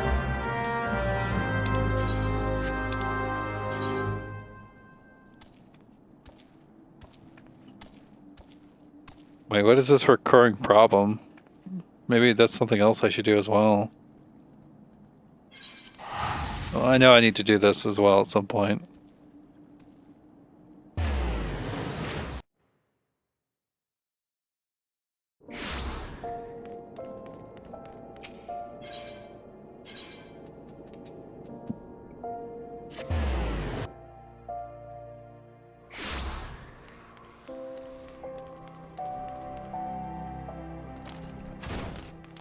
It's my master when I was a minor. Ah, Mistress Baby, welcome, welcome. What brings you here, if I may ask? Here's my bulging gill pouch. You're here on behalf of the Sons of St. Koinik. What fortunate timing. I was just about to contact Master Ramperos with the news that we finally managed to acquire a quantity of fire-aspected ether sand. I'm afraid it may be some time before we can supply the other 3 varieties, but you're welcome to settle accounts for that which we have now. Pray speak with Jemime over at... No, I do beg your pardon. It seems she's assisting another customer. Come on, there must be something you can do. Without that sand, we'll have to rethink our whole design. I sympathize with your plight, sir, but as I have explained, the ether sand in question is already spoken for. If you'd like to reserve the next shipment, then I would be happy to accept the funds you've offered as partial payment. Partial? Are you saying it's not enough? I'm already stretching our research budget as it is. I suppose a man could do without a midday meal for a year or 2. Trash, it's been too long. What brings you here, then? Got your eye on something expensive, have you? Gimme. Well now, that is quite a money pouch. The sound of so many gills clinking together is strangely satisfying, is it not? Calming and invigorating at the same time. She's got a money fetish or something. Oh no, you're here for the blooming ether sand, aren't you? Well, I can't deny the Allegan civilization's a subject worth researching. The chief said he was looking into something big, but we never thought to ask him what. Wedge and I have been too busy tinkering with a new airship design to think of much else, see? Well, I say tinkering. Wrestling would be more like it. Still, after much wringing of hands and gnashing of teeth, we managed to put together a prototype crystal-powered propulsion system. We got the idea for it when we heard how you lot had used a corrupted crystal on board the Enterprise, as a matter of fact. Anyway, to cut a long story short, our design calls for all 4 varieties of ether sand. And that's why I can't just relinquish my claim on this batch here. Even for you, lass. How are we meant to usher in a brave new age of technological innovation if not by technologically innovating, eh? Ahem, while I hesitate to interrupt such an impassioned speech, duty compels me to point out that the lady here is a representative of the organization that reserved the ether sand in question, to mention nothing of the fact that her purse is considerably larger than yours. Oh, it's like that, is it?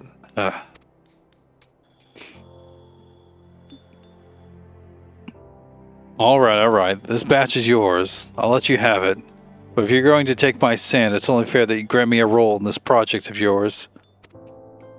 I'll take that as a yes. It's not every day you get a chance to experiment with the wonders of the ancients. With any luck, they'll inspire me to think up another technological innovation or two. There is a lot of talking in this game, yeah. Please log out before the previously announced maintenance start time. What time is it? It's getting close there. Wait, is it both of them? No, speaking with Biggs.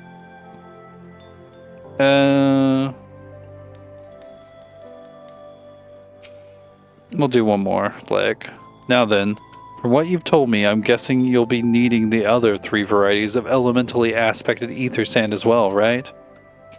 Then rather than sitting on your rump waiting for a shipment that may never come, I reckon your time would be better spent looking for the stuff yourself.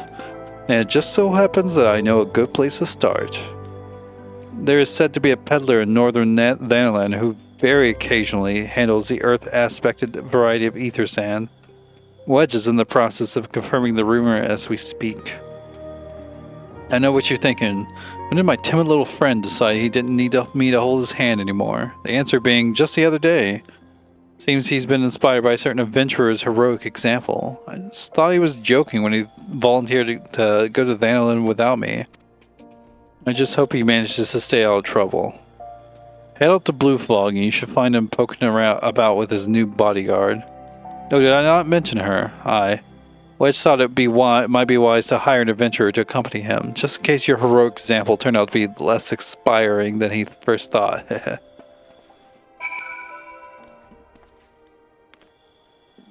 But why does she have? Oh, she's the guild receptionist. That's why I have a quest with her. Because I'm a part of the guild. Yeah, I guess I should log out. I think that might be the end of the stream. And there's like nobody watching, so I think I'll just stop it. I'll just stop the stream immediately. You have a good night, Roman. I think you're the only one watching. Not even 4 hours. It got close. I've been trying to make these longer actually, but the maintenance just lined up in a bad place.